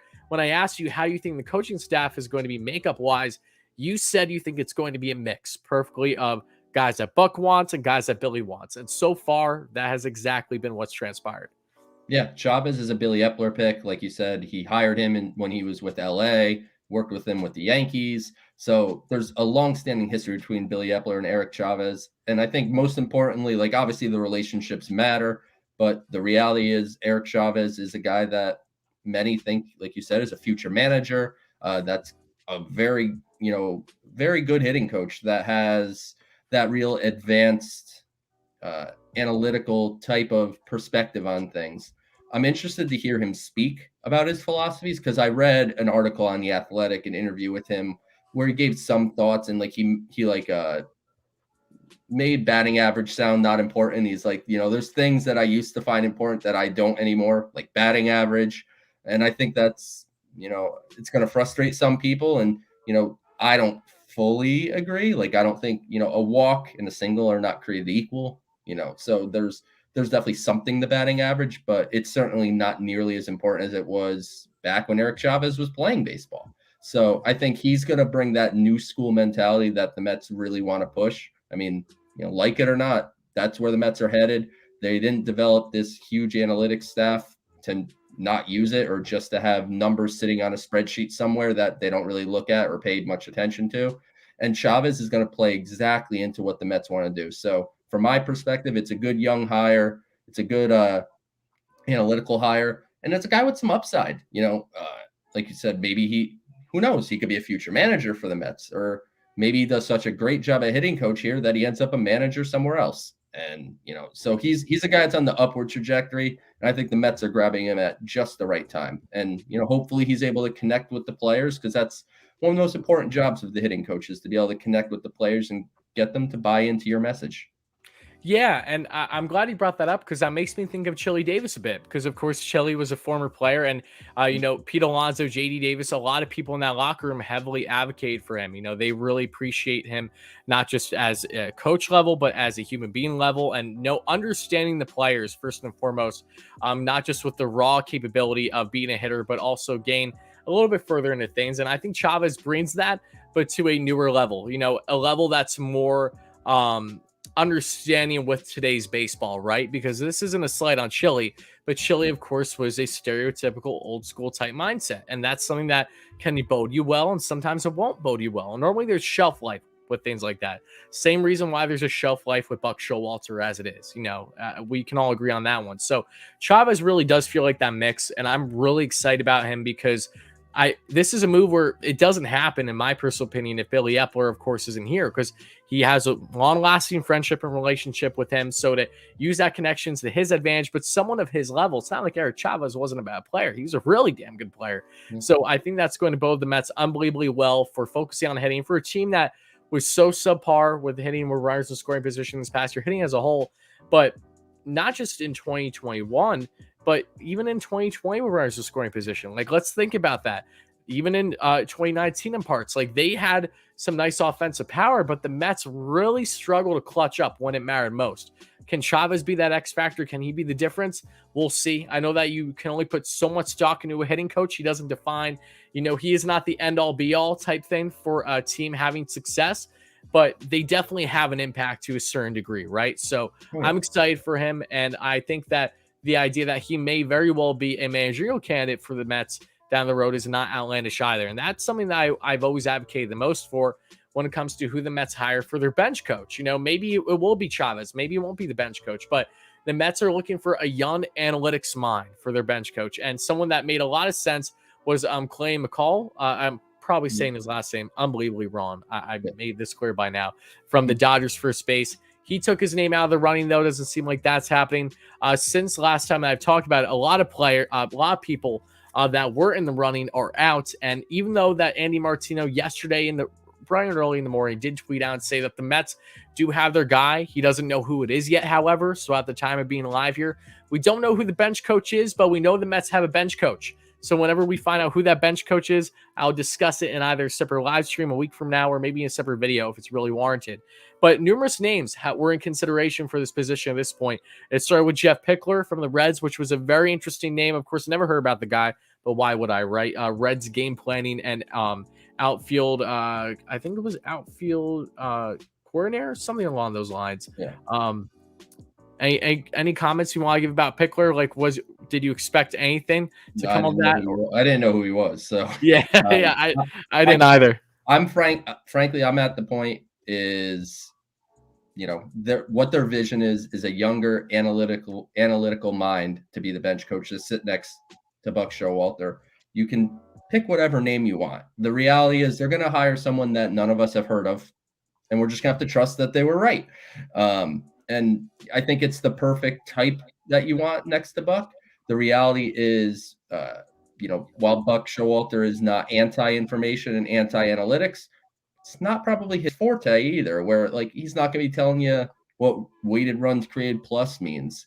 He's going to take the numbers. He's going to meet with everyone. He's going to get the information.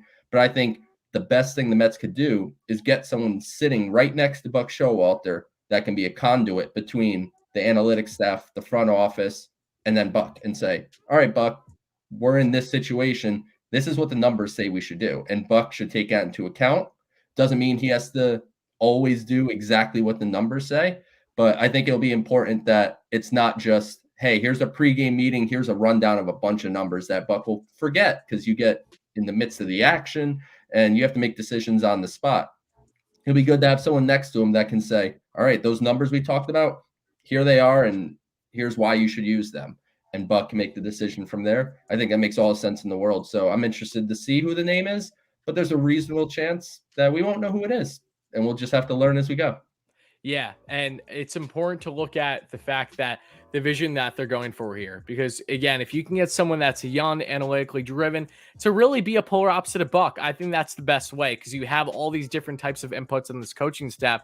You really have the best of both worlds, and Buck has made it, open. He's all for analytics, but he's not going to be the one actually doing the deep dives. He needs someone to really help relay the message.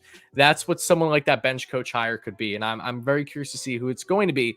But outside of Pickler, there were a couple other names in there, and granted, I don't know exactly what position he would have been for, but Curtis Granderson was offered a role in this coaching staff. It was reported. He, respectfully declined. I don't blame him. He's dealing with other things right now, but maybe that's something that the Mets circle back at down the road. But others were Ryan Flaherty for the Padres quality control coach. They tried to reach out to him, but the Padres said, nope, you're not going to talk to him. So the Padres, even though that would have been for a promotion, they said no. Their biggest defense behind it, from what I saw in an article by Ken Rosenthal recently, was the fact of the timing of it all. The fact that we're getting closer to the season, assuming it starts a time. And because the Mets are now in January trying to build their coaching staff, it would be a detriment to opposing clubs if they lose, say, those people from their staff, because they know that they only have a certain amount of time to bring a new hire in or remove someone up. And that's a fair argument. I can understand, but I still do understand the arguments on the other side of the coin, where you're bothered that you're not allowing the guy to get a promotion, that maybe that's something he had interest in. And same thing goes with the Giants. And that was the big one. This is a one where I really wish the Mets would have been allowed to interview, because the Giants have done a phenomenal job with their pitching staff since 2020 season for a while now, but especially under Gabe Kapler, and the Giants' young pitching coach, that being Andrew Bailey, was someone that the Mets had interest in to interview. They were denied access, and Andrew Bailey started his MLB coaching career under Billy Epler with the Angels. So looking at connections there, that made a lot of sense. I really would have loved that. But at the end of the day, I can understand, rightfully so, why the Giants were like, nope, hands off, you're not getting him. And one final name that I saw that was not happening, but the Mets sought after to some level, was Andrew, and I'm going to completely butcher his last name. Stankiewicz, I think, or Stankiewicz, yes, Potato. The head coach of Grand Canyon University, because he used to be under Buck as a player during his time with the Orioles, I believe. So he's content being head coach there. That's perfectly fine. Like I said, the Mets do look like that they have their hire in place. That's not going to be official, though, until they have all their hires in place, and I can understand that. All the hires at this point haven't even been made official yet still. I know that they still have to worry about, I believe, assistant pitching coach, assistant hitting coach, and bullpen coach.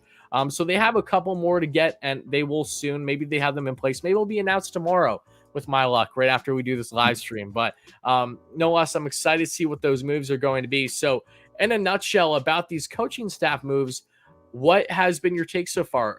One, this is all kind of what you'd expect, right? But two, do you think that everything's so far so good? Yeah, nothing outlandish, nothing out that seems crazy to me.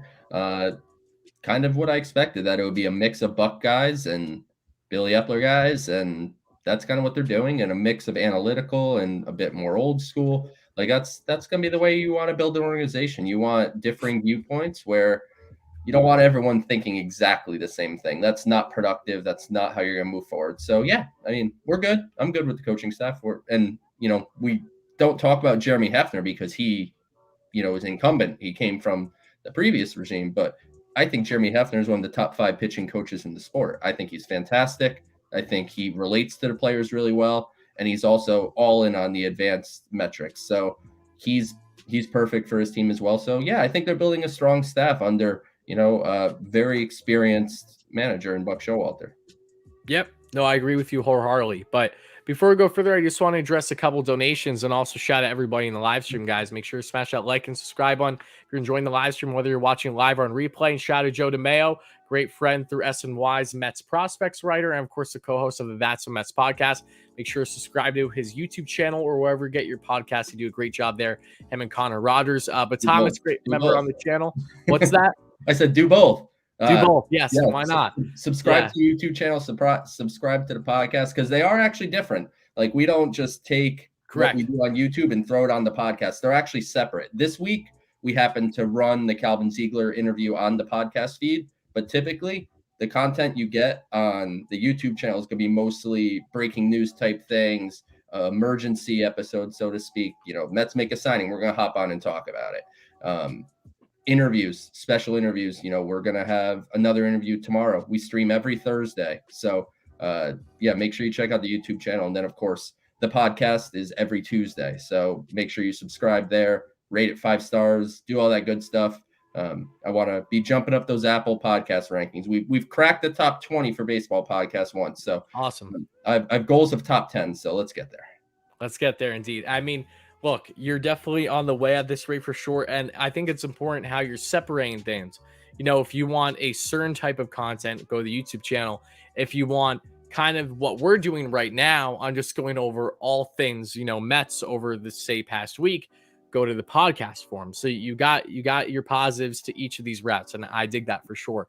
But I do see a couple members in the chat. Dominic, great member, asked my thoughts on Keith's number being retired. I already talked about that, Dom. Same thing with Nimmo and Scott Boras. So I would say go back in the live stream if you missed it already. But in a nutshell, I'm beyond happy for Keith, beyond deserving. And also regarding Scott Boras, not fazed by it at all. I'm not sure what your take is on that show, but that's something where it kind of almost feels inevitable when you look at it. Nimmo looked at all the spending this offseason.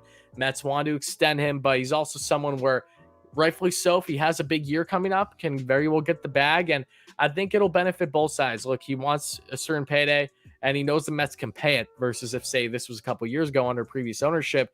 But two, he's also someone that hasn't proven to be consistently healthy yet. So that benefits the Mets when you look at AAV. Like Byron Buxton is a guy that a lot of people are comping him to when it comes to potential contract type. Maybe not the same, but similar type style. I see those similarities for sure. So what was your take on Boras?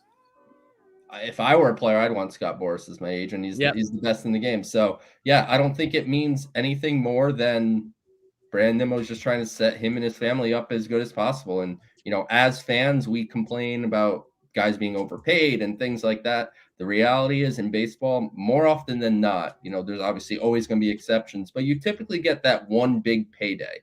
And Brandon Nimmo, if he's healthy and performs this year, that one big payday is going to be coming. So good for him. I would hire Scott Boras if I could too. Yep. As much as that I despise that man, he knows exactly what he's doing. Let me put it that way. He's the best in the business for a reason. A couple donations here. LSD, thank you so much for that. Hey, don't know if you watch college football, but Georgia just won the chip. I did watch that game. I'm not a diehard college football fan, mainly because my college football team's Rutgers, so it's not like I got a whole lot going on that front. Yeah. But Georgia did just win. That was a huge game. Joe, did you watch that one? Sure did. Yeah, that good. was good for Stetson Bennett. He was Yes. hilarious being all drunk on Good Morning America. That was funny. It's nice to see Bama get humbled a little bit. I will say that. And I have that exact same mug beside me. So shout out to you. That's sick. Yep. Love that. Brendan, great member of the channel with a $5 donation. Thanks so much for that, Brendan.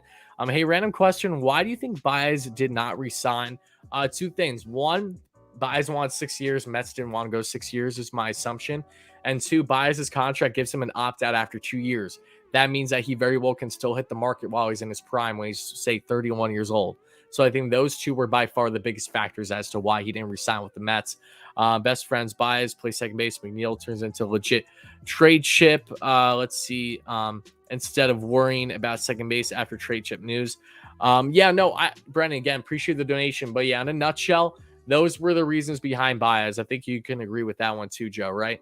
Yeah, I'd say length of deal is a big deal, and they're changing the culture here a little bit. And you know, as much as the thumbs down thing seemed like a big deal for a day, and then quickly got blown over, like it still rubs some people the wrong way in the organization. And I think it was a culture change thing, and I think they were willing to take that chance with Baez if he was willing to take a 2-3 year deal tops.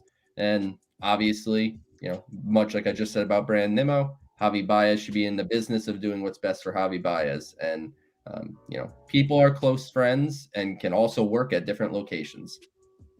Yeah, no, you're exactly right. And I think the Mets learned a lot where, just because you're close friends and just because they play well doesn't necessarily mean that might be best for the team. Like Billy Epler, if he didn't come in, I do think that, I said this to you already, I do think that Baez might still be on the team right now, because Baez is a fantastic player, but it goes more than just on performance. There is a culture aspect here. There is a comfortability aspect. How comfortable do you want players to be? I think all those factors kind of went in. The Mets would have went on a shorter term deal. I think 4 years was the farthest they offered, longest, I should say, to Baez. And, that relationship ended for a reason. And I have no ill will against Baez at all. Loved him when he was with the Mets. He was fantastic, over 300 here, roughly 400 on base for a guy that's normally a low on base guy throughout the season, like what he was for the Cubs. So I appreciate his time here, and we'll see if that relationship rekindles again. If it doesn't, it's not a big deal at all. But I do see another donation from Thomas here. He says, "I'm subscribed to everything. Come on, Joe. Follow back on Twitter too." All right, you gotta follow back Thomas on Twitter too. Shout out Thomas. Tweet me, Thomas. I don't know exactly who you are, but tweet me. And Thomas works at City Field. He's a beauty. Oh, all right. Yeah, man. Yeah. Just send me a tweet. If you went and subscribed to everything, I'll throw you a follow. Why not? There you go. All right. Appreciate the donation, Thomas. LSD, appreciate the $10 donation. F Bama. I'm a Georgia guy, so obviously I'm a dog fan, but I'm a diehard college football fan, which made it even sweeter to beat those. I'm not going to say that part. My goodness gracious. I appreciate the donation, no less. If you don't know, man, if you want to pay $10 to be able to drop that, go for it, man. Yeah, I mean that's why we don't say all of it. But in case you don't know, LSD is a Braves fan. He's a schmuck, but he's our schmuck. He's very nice. He's always in the streams, always supporting. He's the only Braves fan that you will find in every Mets live stream known to man. He's a big supporter on the channel. He's giving you money, so that's a good thing. Yes, always appreciate the support, my friend. Thank you. But okay, with that being said, before we wrap things up and get into the rumors, which is why a lot of you guys are watching this live stream, if you're watching a replay, you probably see by now I have timestamps, so it's easier to cut things up to get to where you want to be. But before we get there, I do want to talk for a second about what your take is on Bobby Valentine. I'm not sure if you saw the news, but the Mets are in talks of working on potentially getting a deal for Bobby Valentine in a front office role. So what's your take on Bobby V potentially coming back to Queens? I mean, I have to assume it's just going to be like a advisor. Special assistant is what it looks like it would be. Yeah. So, I mean, it's just getting a guy from Mets history that knows baseball, has been around baseball for a long time. It doesn't hurt to have another opinion in the room. And, he probably won't be making any sorts of real important decisions. But, hey, just like with the Keith Number retiring and things like that, I don't think it's a bad thing to get some Mets history involved in the organization. So, yeah. And I like Bobby V personally. So, yeah, works for me. What, as a fellow, I'm trying to think for a second, Connecticut citizen like yourself, what was your take on him and his, political adventures, and for him to go from that to now potentially coming back to the Mets? I mean, it would have been cool if he won mayor of a town. That would have been really cool. But yeah, I've met Bobby a couple times. does a lot of charity things. He was doing Home Run for Heroes and charity softball games and things like that. And he had come to, my day job work, so my not SNY work. And, he was there, and I went up to him in the cafeteria, and, 2 or 3 times, because he came 3-4 years in a row, I got to spend a few minutes with him. So Bobby's a great guy. And yeah, he can add something to the organization. I don't think he's, going to drastically change things, but his perspective certainly would be a welcome addition. Yeah, no, I agree with you on that one too. In case you guys didn't see the video on it, please make sure you do. I broke down all there is to know further on Bobby V, but in a nutshell, there really isn't too much to it. I think it would just be positive. Definitely wouldn't be a negative. He was a huge advocate for Buck Showalter when he was hired. Of course, they go way back, not just, being fellow managers that matched up the 99 NLDS where the Mets won 3 games to 1 against Arizona, but also, post-coaching career as well. So they've had that long-lasting relationship. On Buck wouldn't be, the oldest, manager in the room in that sense. So it would be interesting to see those two together in the same organization. I like the thought of it. So hopefully that does come to fruition. It looks like we're getting to that point. We just don't know exactly what level of degree of input he would have just yet. That's the main thing that we don't know at this point in time. But Penn Mets with a donation. Thank you so much for that again, my friend. I think it would be interesting if the Mets hire Joe McEwing as bench coach. He has been in the running for manager jobs in the past and is also known as a smart baseball person. Joe, what's your opinion on Joe? I love Joe McEwing as a player. He's not really an analytics guy, so I don't see that one happening. Yeah, I agree with that one too. I've had a lot of people reach out and ask about Joe McEwing. I never mentioned him as, a managerial pick or anything like that. I just didn't see it as a great fit. If I'm not mistaken, is he with the White Sox right now? Yeah, I believe he still is. Last I checked, he was, but it's tough to keep up with everyone's coaching staffs outside of manager. So I think he's still with the White Sox, though. Yeah. Yeah, I don't see him going anywhere right now. I think he's going to stay with La Russa there. They're having a good thing going right now. So at the same time, if he's bench coach for the White Sox too, that's even further unlikely because it would be a lateral move. So I won't be surprised if this bench coach is someone that doesn't work for a major league coaching staff right now. You would be surprised? I would not be surprised if it was someone who is currently not on a major league coaching staff. Maybe he's a minor league coordinator. Maybe he's a former coach. Because it just feels like that they're not getting permission at this point in time for a lot of coaches that are currently employed. Andrew Bailey. Like, if I were the Giants, I would have told the Mets to piss off too. Yeah, and for good reason. I'm not starting my own pitching coach search on January 15th or whatever when you decide to make it official. It would be something that would have had to be done earlier. And obviously there was a delay in getting Billy Epler in here, and they had to figure out their manager. So all that had to take precedence over what the coaching staff was going to be. So timing doesn't work ideally for them, but there's so many smart, young, analytical people out there. Like, it really wouldn't surprise me if it ended up being someone's minor league field coordinator or something to that effect that had a very important role, and now it's just improving to a major league staff. Yep. No, you're absolutely right. It's going to be curious to see who exactly comes in for that role, because there are a lot of different routes that they can go down. But to your point, with things being limited right now, and there's a lot of really smart, young, analytical minds that aren't even necessarily in the MLB, whether they're for a separate organization or if they're, say, in the minors. There's plenty there, and a lot of people just need to get that opportunity. And I mean, if the Mets are going to go down the route of maybe having someone inexperienced, now's the time to do it when you have the most experienced manager as your actual manager. So have someone young, analytics driven, that knows how to handle the numbers, that knows how to share that type of input with Buck. I think you just check off all the boxes by going down that route. And then you have Joey Cora, who of course can share, his intellect, not just speaking English, but Spanish, which I think is really, really important and very underrated for a clubhouse too. Not many managers in themselves are bilingual like that. So at least if you can have someone in the staff, I think that's important. Mets have that aspect. They have a perfect mix and blend of everything. And as long as they get this hire down for what they're looking for, which what exactly it seems to be, we just don't know who it is yet. I think it's going to bode them awfully well. Brendan, though, another $5 donation. Do you think we should trade Cano and like 90% of his contract for a second baseman? At all possible? I think the Mets should trade Cano if they can. I think it's a stretch that they will, just because it's not easy. but I do not think that they would trade Cano for a second baseman.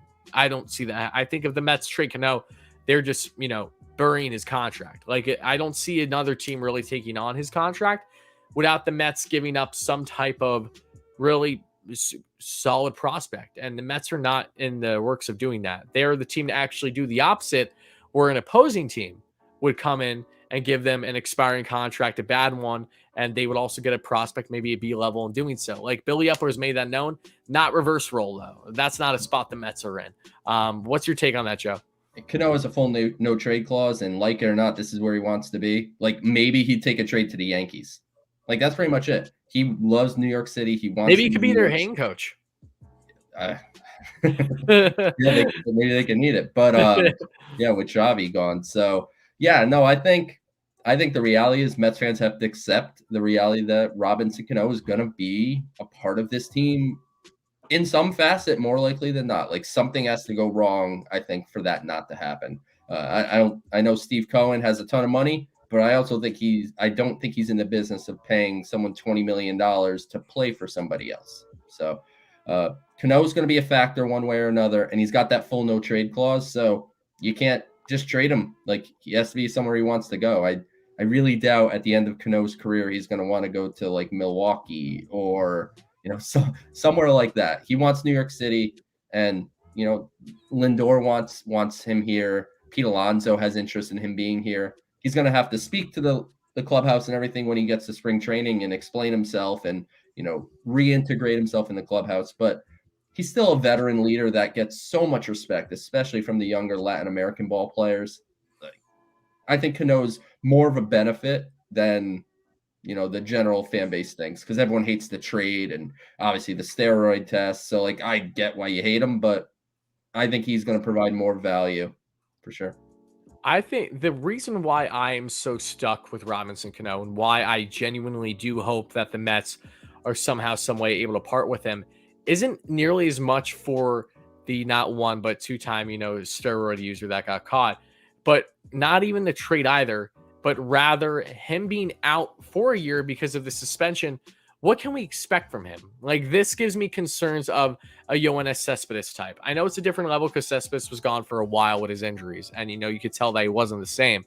But Cano, how much ability is he going to give you? I don't see him in the infield, and I also don't see necessarily could he be their DH? Yes, there's a very good chance that he may very well be the Mets' main DH, but there's also risks involved in that route too. So I don't know exactly how he's going to properly fit with this club, but again, my biggest concern is really just his bat speed being gone for a year when he is in his late 30s. That's my biggest gripe with him. And I think for a Mets team that is trying to eliminate as many what ifs as possible, Robinson Cano, in my mind, is surely a what if. No, I think that's entirely fair. And, he's going to come to Port St. Lucie, and I don't think he'll get cut or anything based on, a couple of weeks of spring training stats, but I think you'll get some eyes on him and see if, Robinson Cano has it. Like, I think one of your commenters was saying that he was playing great in the Dominican Republic League. And he's back 269 right now. Yeah, Let's pump the brakes a little bit, but he's okay. it's a small sample size there, yeah. But like, if you see some video, it looks like the bat speed is okay there. It doesn't feel like, he's swinging, an oar or something. Like it definitely looks like there's some speed left in there, and he's still got a very pretty swing. He's still a quality hitter. He's made his share of mistakes, obviously, and he's going to have to answer for that, but there's going to be a chance for him to do something. I know that, we're going to talk about some free agents and things like that, and some other people that could add to this team. The reality is they're not going to fill every single hole perfectly. That's just kind of the way it is. And Robinson Cano's getting paid a lot of money, so we'll see what kind of factor he is. It's tough to say. And I'd like to clarify too, because someone asked, 269 is okay. It's okay when he's played a handful of games. Let's not. What? Eric Chavez doesn't care. Eric Chavez gives no craps about batting average. Exactly. Yeah. Eric Chavez is doing his best Moneyball impression. I don't give a damn. It's just about getting on base, right? He has that new young philosophy, that mindset. And I agree with Chavez probably more than you do, to just pivot on that for a second, because average isn't important. Yes, it absolutely is. But it suggests that it is like, again, the NL be all no. I think Mark Hanna, Brandon Nimmo, are great examples of why batting average doesn't nearly hold as much as maybe what you think it does. When you look at the advanced numbers, especially for two guys that are on base machines, Brandon Nimmo can be batting 220, but he's still pushing north 400 on base. Like at the end of the day, even if he's not necessarily doing great when it comes to barreling the ball, he's still getting at least 2 walks a game. And maybe those walks don't feel as important to you personally versus say you just gain a single, but naturally, especially for say a team that at times has struggled to get consistently on base, you need guys like that to just be a place setter and potentially get on second.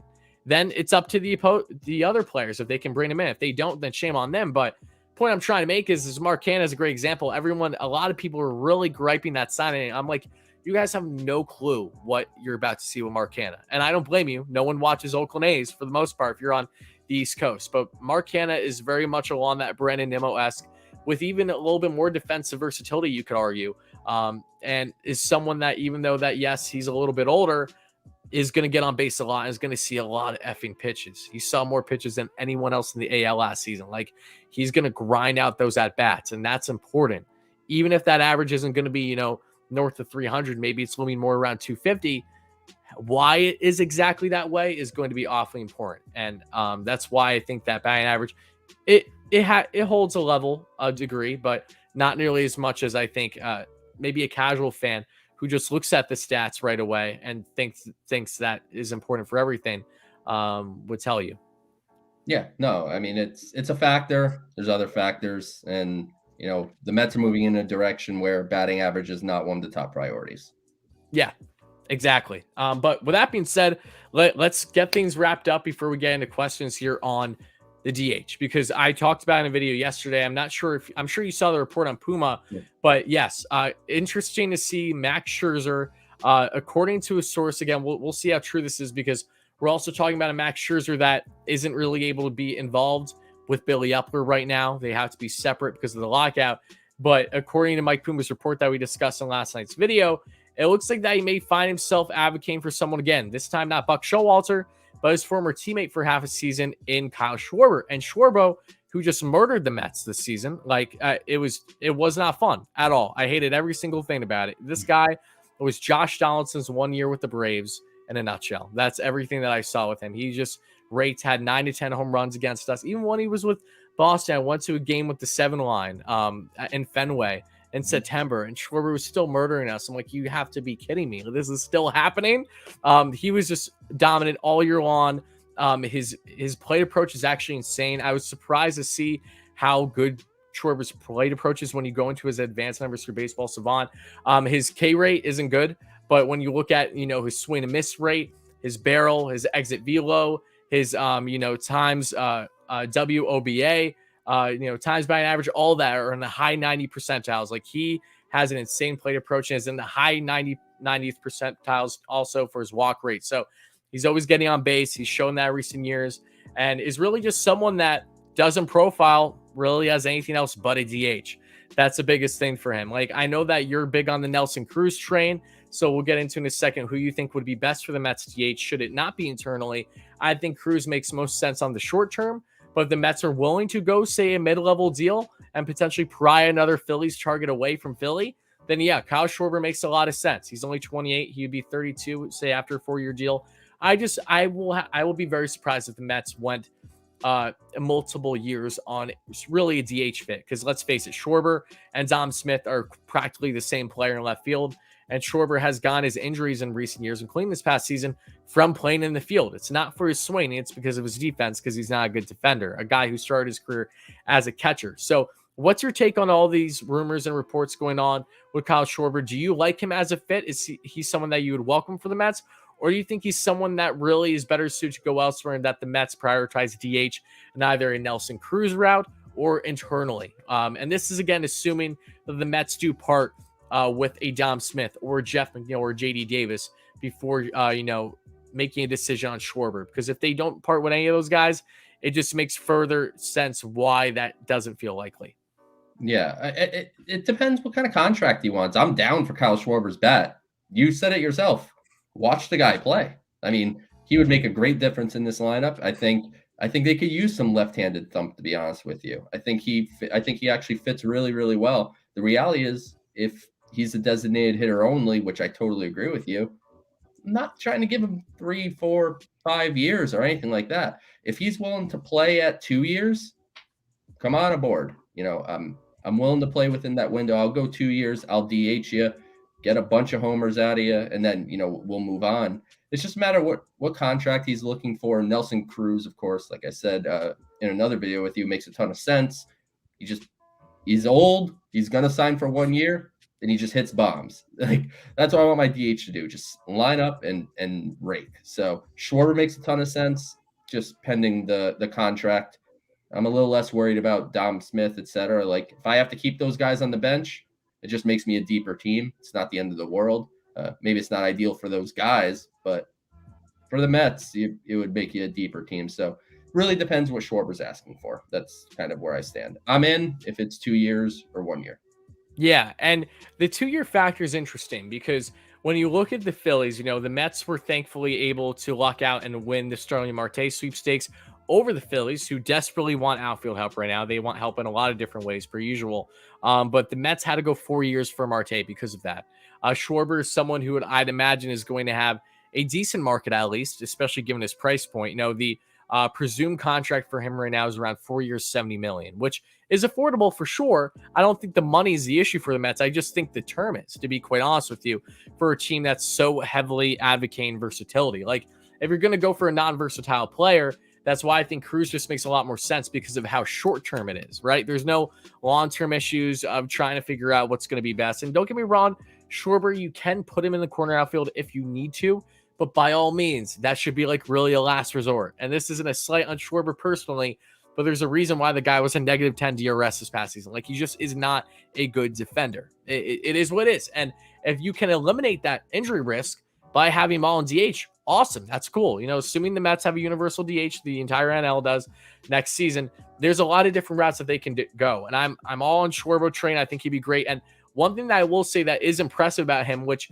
very well might be an X factor looking down the line outside of Scherzer advocating for him, is his ability to actually hit a damn fastball. Schwarber had an average of 307 against fastballs this past year. That would have been the best on the Mets looking back in 2021. His time slugging was around 640, best on the Mets. Like this guy, the amount of high fastballs almost at his head, it was literally like at his Adam's apple that he just either ripped or went opposite field for home runs against the Mets a lot too. Was ridiculous. There aren't many hitters in the game that are actually slugged the way that Schwarber does. It's awfully impressive. But again, it's just his lack of versatility is my biggest concern with him. I know the Mets really want that. I know Billy Epper really wants that. So in your personal opinion right now, when you look at how the Mets are and you look at the potential what they're going to do post-lockout, do you think the Mets are going to be more inclined to stay in-house or go somewhere externally to address the DH position, assuming that we have it? Assuming we have it, my bet is probably internal, to be honest. I think they'll consider Schwarber. They'll consider maybe Nelson Cruz. Like those guys make a ton of sense, but I'm going to harpen back to Robinson Cano. I know everyone doesn't want to hear it. Like I think he's a prime candidate to spend a lot of time at designated hitter for this team in 2022. I think that's just his potential role here. And, we'll see how the markets are when the lockout ends. The hope is that they're prepared to be opportunistic and just take advantage of value on the free agent market. I don't need the Mets to go make another splash. Like, am I gonna be mad if they do? No, but I don't think it's necessary. They've made their share of splashes. Like now I want to see opportunistic moves where it's depth and depth that could really help the offense and the pitching staff and the bullpen. Like you have to be prepared. Guys are going to get hurt. Guys are going to struggle, and you're going to need to delve deeper. Like we're all fantasizing about like the best possible lineup, the best possible rotation. Well, on June 3rd, you could be down 2/5 of your rotation and a third of your lineup. Like it could just it happens. It's baseball. So I hope they're opportunistic and really just take care of the depth in a quality way. So that way you're not seeing so much of the, no offense to like the Janeshi Farguses and the guys like that came and, tried really hard, but you want to have better depth than that. Yeah. And that's completely fair. You're right. I think that if you're trying to be on conservative and a safer bet, internally, yes, the Mets have a bunch of DH options, right? Do I hope the Mets commit to them? Personally, I don't. Just because, of course, as a natural fan, I want if the Mets can continue to upgrade, then so be it. Do I think JD Davis has potential to be an awesome DH? Yeah, like I see that in him. I see that more in him than I even do Dom Smith, because JD just somehow, some way is always that 300 hitter, like for no reason. But the slugging, can he get that up again? That's a big question mark. I just think JD's going to get dealt. Like I said, I think I said to you previously, because he felt that he was going to be gone after the season. He's also one of those guys that I do believe was open about the clubhouse after the season in a report through ESPN. And Aaron Loop was another, and I think one other player too. And all those players so far have parted. I'm not saying that that's the sole reason why, but I do think that there's more to it besides just the performance in itself again. That could lead to JD potentially being dealt. But yeah, again, Nelson Cruz, short term, love that idea. Mid-level, if the Mets are fully on board to do it, they're like, hey, this doesn't faze us at all, then so be it. I will perfectly live with Kyle Schwarber coming to the Mets. And I think that he's been a great bounce back story as someone that was non-tendered by the Cubs. They replaced him with Jock Pearson. And I said, I don't think that's actually going to do you too well. And Jock, of course, won the World Series, but with the Braves. And Schwarber is now finding himself getting a big payday, and rightfully so. But before we wrap things up and get to some questions, I just do want to address a donation here from Thomas again. Thomas, thank you so much for the dono. It says, I just like to say former Jordani Valdespin is batting 349, 429 on base, and a 422 slugging, and is looking like MVP of the Dominican Winter League. That's awesome. But that's also all you need to know about the Dominican Winter League as well. So, but shout out to Valdespin. That's pretty sick. I plenty of funny stories when I think about Jordani Valdespin during his time with the Mets. Let's see. Let's get into some questions now before we wrap things up. Is that okay with you, Joe? Yeah, sure. Awesome. All right. And again, guys, please make sure to check out Joe. I don't know where we are on the subscriber count for him, but he's got to be around 1K now. He's going to check right now. And my gut tells me he's probably a little bit away still, a handful away. Where did we get there? 935. 935. We got like 20 or so out of this. That's pretty good. I know. Didn't quite hit 1,000, but I'll take 20. I'll take 20. That's pretty good. Okay, we're getting somewhere. Next time you'll be on here, you'll have 1K for sure. So I'm excited. Could you give the folks a hint at all at tomorrow's interview? Not to put you on the spot, but I'm going to. Yeah, it's a current Mets prospect that I have written about multiple times on SNY.TV, and I'll tweet it out tomorrow at PSL to Flushing. It's a prospect that I've written and spoken about, maybe even spoken to you about him. Okay. Actually, here's a good hint.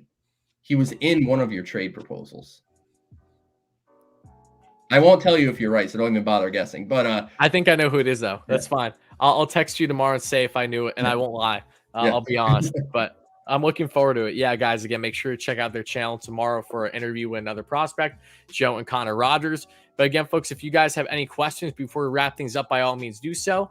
And also make sure to smash that like and subscribe button. Help us get 200 likes. Try to get 300 by the end of the stream. But there's been a consistent little bit lower viewership. And I don't blame Mets fans at all. We're being in a lockout's not fun. And universally, everything that I've seen, it's hard to get certain people on board when, even if you have things to talk about, we're all just kind of pissed off, to be quite blunt. Like, a lot of fans are not happy right now. They're turning away the television. They're not watching MLB Network anymore. They're focusing on themselves. Until we get baseball back, they're kind of pushing everything aside. And I don't blame you. I'm not in a position where I can or would do that. But yeah, there are a lot of fans right now that are showing some, resentment towards the MLB. And, I just hope that for the fan base's sake and fans overall, that it doesn't drag out entirely long, because again, the more that this drags out, the more it's going to be a detriment, unfortunately, to us fans and having interest. And that's not good. Again, I said it plenty, but for a game of baseball that is not good at marketing, I'm awfully worrisome. That's my biggest concern. It really is. Yeah. I mean, it's hopefully they get it done, and, appreciate everyone checking this video out and checking out my stuff at SNY, because, still covering prospects. We could talk about prospects. That's allowed. So, just hope everyone, get through it. We'll be all right. Baseball's gonna happen. It's gonna be back. It's just a matter of when. The sport's not ceasing to exist. it's just a really crappy time right now. That's all. Yep. Jordan, good question. What do you think about a salary floor that was dependent on the revenue shares so the lower market teams can actually be decent? What's your take on this first, Joe? Yeah, I mean, that probably would be a big indicator on the salary floor. To me, the biggest issue in my eyes is, that these teams get revenue sharing and then they don't spend it. And they just Yes. basically Bingo. take it. So, yeah, revenue share. Like, I don't know that a salary floor will happen. Frankly, I bet against it.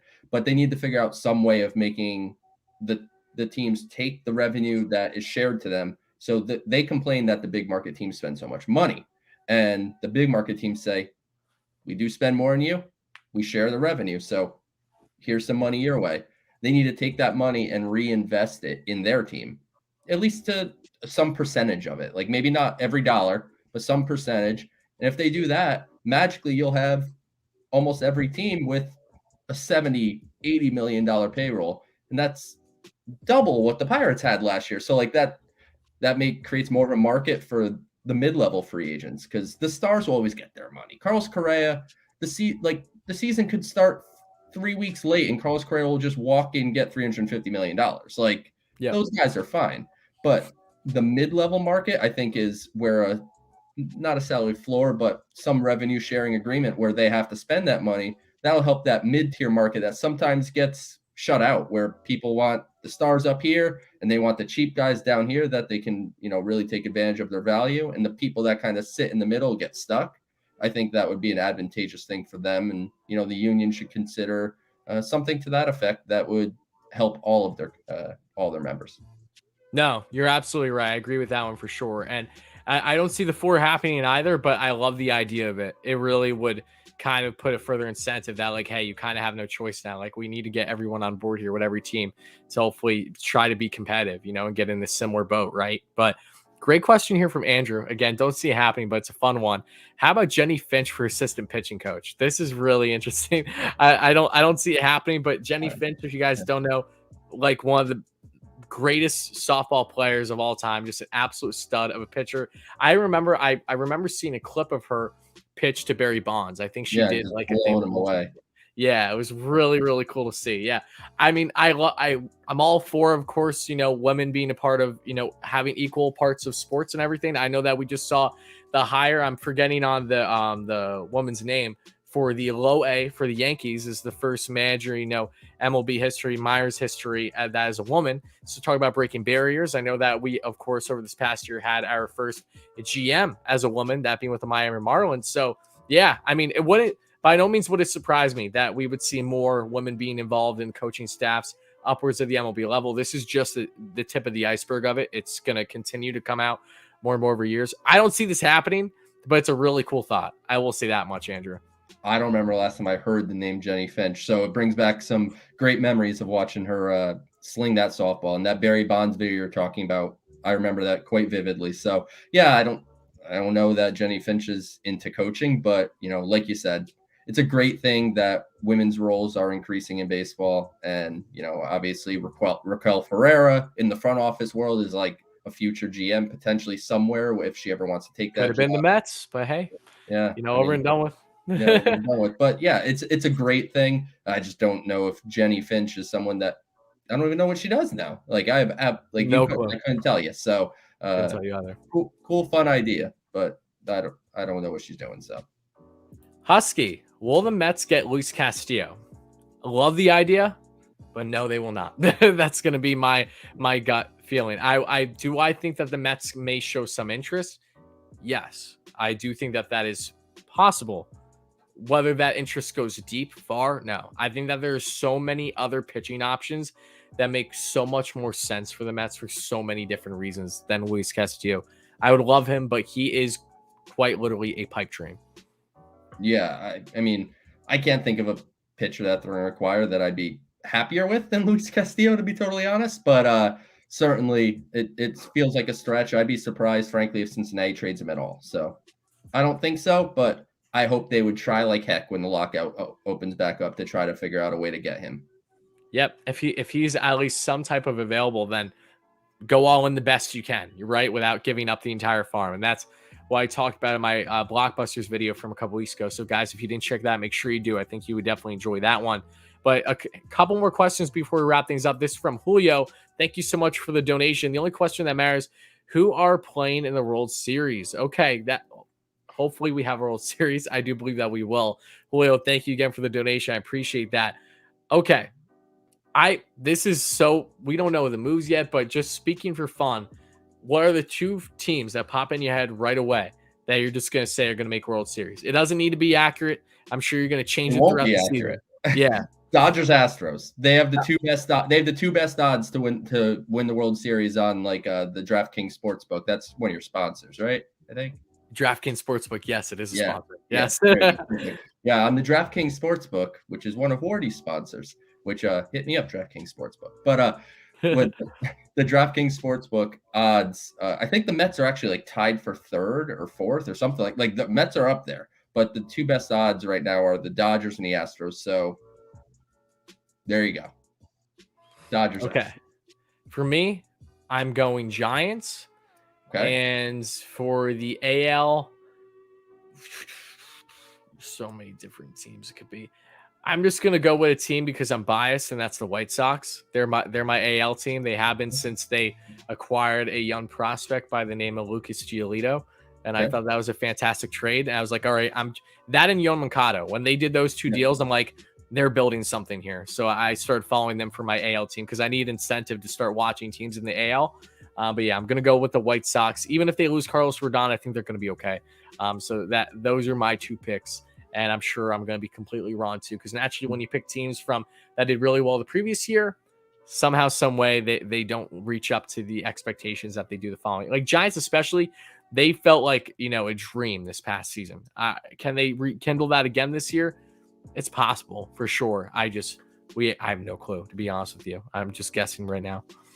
Yeah, I mean, it's fun to talk about. It's fun to actually think that while all this junk is going on with the lockout and the negotiations and everything that there is light at the end of the tunnel. There is going to be baseball. There is going to be a World Series, and someone's going to win it. Yep, exactly. But we're going to take two more questions, folks, and then that's going to wrap things up. Let's see here. Trying to find one from someone I did not address yet. Let's see. Okay, this is a simple one. How many wins do you predict for the Mets this year? So even with the Mets not done making moves yet, assuming that they're going to, of course, round out the rest of the team, whether that's a drastic amount or just, a normal amount, rolling out the bullpen, maybe adding one more bat, rotation, whatever it is. What is your prediction wins-wise for them? 89? 89? Yeah, I'll go 89. Like, I don't want to get too hyped, but if they're able to keep at least one of DeGrom and Scherzer healthy for most of the year, like I think it would be quite difficult for them to end up like another 70 win type of season. I think this is the start of the turnaround. It may not be, 2022 may not be the year that the Mets go all the way, but I think this is going to be, maybe similar to 2004, 2005, back when, the Mets really started making their big moves. All right, they got Lindor. They got Max Scherzer. They got Starling Marte. So they're getting there. They're getting close. So I'll say 89, and hopefully it's better, and it certainly could be. We'll see how they fill out the rest of their roster. But I think 89 puts them in a position to compete for a playoff spot. And if they get in that race, tell you, I wouldn't want to face Jacob deGrom and Max Scherzer in a 5 or 7 game series multiple times. Yeah. No, I'm with you on that one. I'm going to go just ahead of you. I'm going to go with 92. Just a gut feeling. I think that they will crack 90, hopefully, but in the low 90s. I think I'm asking for a lot to say that they're going to push north of 100. Again, if they do, awesome. But I'd rather be proven wrong than be proven wrong because I picked, them hitting 100 and then they maybe hit, 85 or something. So 92 is my pick. But last question we got is another donation from Mets. Thank you so much again, my friend. Says, what do you think of taking the teams that don't make the playoffs and ranking draft by the best record of those teams to discourage tanking? In addition, no more starting runners on base and extra inning. Well, the starting runners on second base is going away. Rob Manfred, that's something, thankfully, that he's actually not in favor of keeping, which I agree with him. I don't know what your take is on the second base and extras. I know that you don't like staying up late for games, so maybe you enjoy it more, but I'm not in favor of a guy in second. I think it just takes away from the game, because for baseball, I'm sorry, but if you're a diehard baseball fan, I don't think you're nearly as concerned about the length of time for a baseball game, because you know it's a long game, right? Normally, casual baseball fans don't enjoy the game that much because of it being a drag. But like, if you're a diehard that actually enjoys every second about it, you enjoy the entire experience, either being at the game or watching at home. Yes, it's a long game, but you're not watching it for the speed of the game. You're watching it because of the game. And I think that's something that needs to be clarified. So what's your take on that, first of all? And then also the playoffs, which I think is very, very interesting. Yeah. Honestly, I like it when I'm at home. I hate it if I'm at the game. Like, if I'm at the game, I feel like I want the full experience. And if it goes 14, 15 innings, so be it. But when I'm home, I'm like, all right, gotta wake up in the morning. I don't need to be here all night. So ultimately, I think it's going to go away, like you said, and we'll get back to normal. And it was just a thing that happened. As far as the teams not making the playoffs and ranking the draft based on the best record of those teams to discourage tanking, it's a great concept. However, I don't know if that fully, fixes things, because there is years, that teams aren't necessarily tanking per se, and they're just not good. And the main theory of the draft is to give the best players to the worst teams, and that's kind of the way to sort of meet in the middle a little bit. I think the happy medium here is a lottery. Yeah, I was going to say that. Yeah, where the non-playoff teams are all in the lottery, similar to the NBA, which I don't really follow much, but I always watch the lottery. I always find it interesting. And it just gives chances to those teams that aren't necessarily, trying to be horrible. But it's a great idea. I think Peb Metz has some cool ideas. I've seen his supers, or whatever they're called in here, the donations. I've seen them. So he has some great ideas. I think it's just, I don't know if that one will exactly work, but I think you'll find that in between some form of a draft lottery. I think it's a great concept too, because if you can pry away top prospects from teams that are complacent being a bottom feeder because they're being cheap, then that reaches a point where they have to do something, right? Yeah. Or they're going to reach such back, they're going to get such negativity from the fan base that might reach a point where, okay, then they're going to be like, all right, my hands are tied, I got to do something. But yeah, I think lottery is the best way to go about things. And lottery is just so fun. I mean, they have it. I follow it more than anything else. I follow it in the NHL because I'm a big hockey fan, and I'm a Rangers fan. And I was grateful because just 2 years ago, the Rangers won first overall when they had. That was Lafreniere, right? Yeah, and they had like a 5% chance. It was stupid. Dude, like that's awesome. They were a borderline playoff team that year, and they somehow won. Like, if there was a lottery this year, the Mets were not a playoff team. The Mets would have blank percent chance. I mean, they have the 14th pick for their own pick. So I assume that's like the bottom part of the lottery. So very, very low chance. But there's that chance that they could have tried, failed, and end up with the top pick. I think that's a good way to say, hey, just because you're bad doesn't guarantee you're going to get the top pick. I know that it's very frequent that the team with the best odds in lotteries tend to not actually end up with the top player. Yeah. No, it brings a fun element to it too. It's frustrating as all hell if you're, say, a bottom feeder team and like your team is committing to a full rebuild. They're not doing anything wrong, but they still have the risk of losing that pick. That sucks. There's nothing worse than that. I've seen it happen in teams like the Rangers. I was so happy that they won it, but I felt like shit. Like, as a fan, you feel terrible for a fan base that like rightfully so deserved it. Like, I don't think we deserved it, but we were just thankfully in a position, even though that they actually never won the first overall pick in their 50 plus years existence. So I wasn't complaining. But again, that's neither here nor there, but that's going to wrap things up, folks. I really hope you guys enjoyed the live stream. If you did, whether you watched live or on replay, please make sure to drop some nice comments. If you guys are watching this on replay, especially hit that like button, help us get 300 likes at some point. If you're watching this on replay, especially, please make sure to check out Joe again on, he's doing great things for SNY. I've been seeing a lot of the deep dives on specific prospects you've been coming out and pieces. I saw your buddy Jacob Resnick come out with a really good piece regarding prospects today too. And also make sure to check out, of course, That's So Mets podcast. Subscribe to them on YouTube. Check it out wherever you get your podcasts, and stay tuned because we're hopefully going to get both Joe and Connor on the channel soon for a different segment that I'm excited to get out for you guys when that will be recorded at some point. But Joe, it was a pleasure, my friend. Any final words before we get out of here? No, appreciate you as always. And yeah, we'll do this again.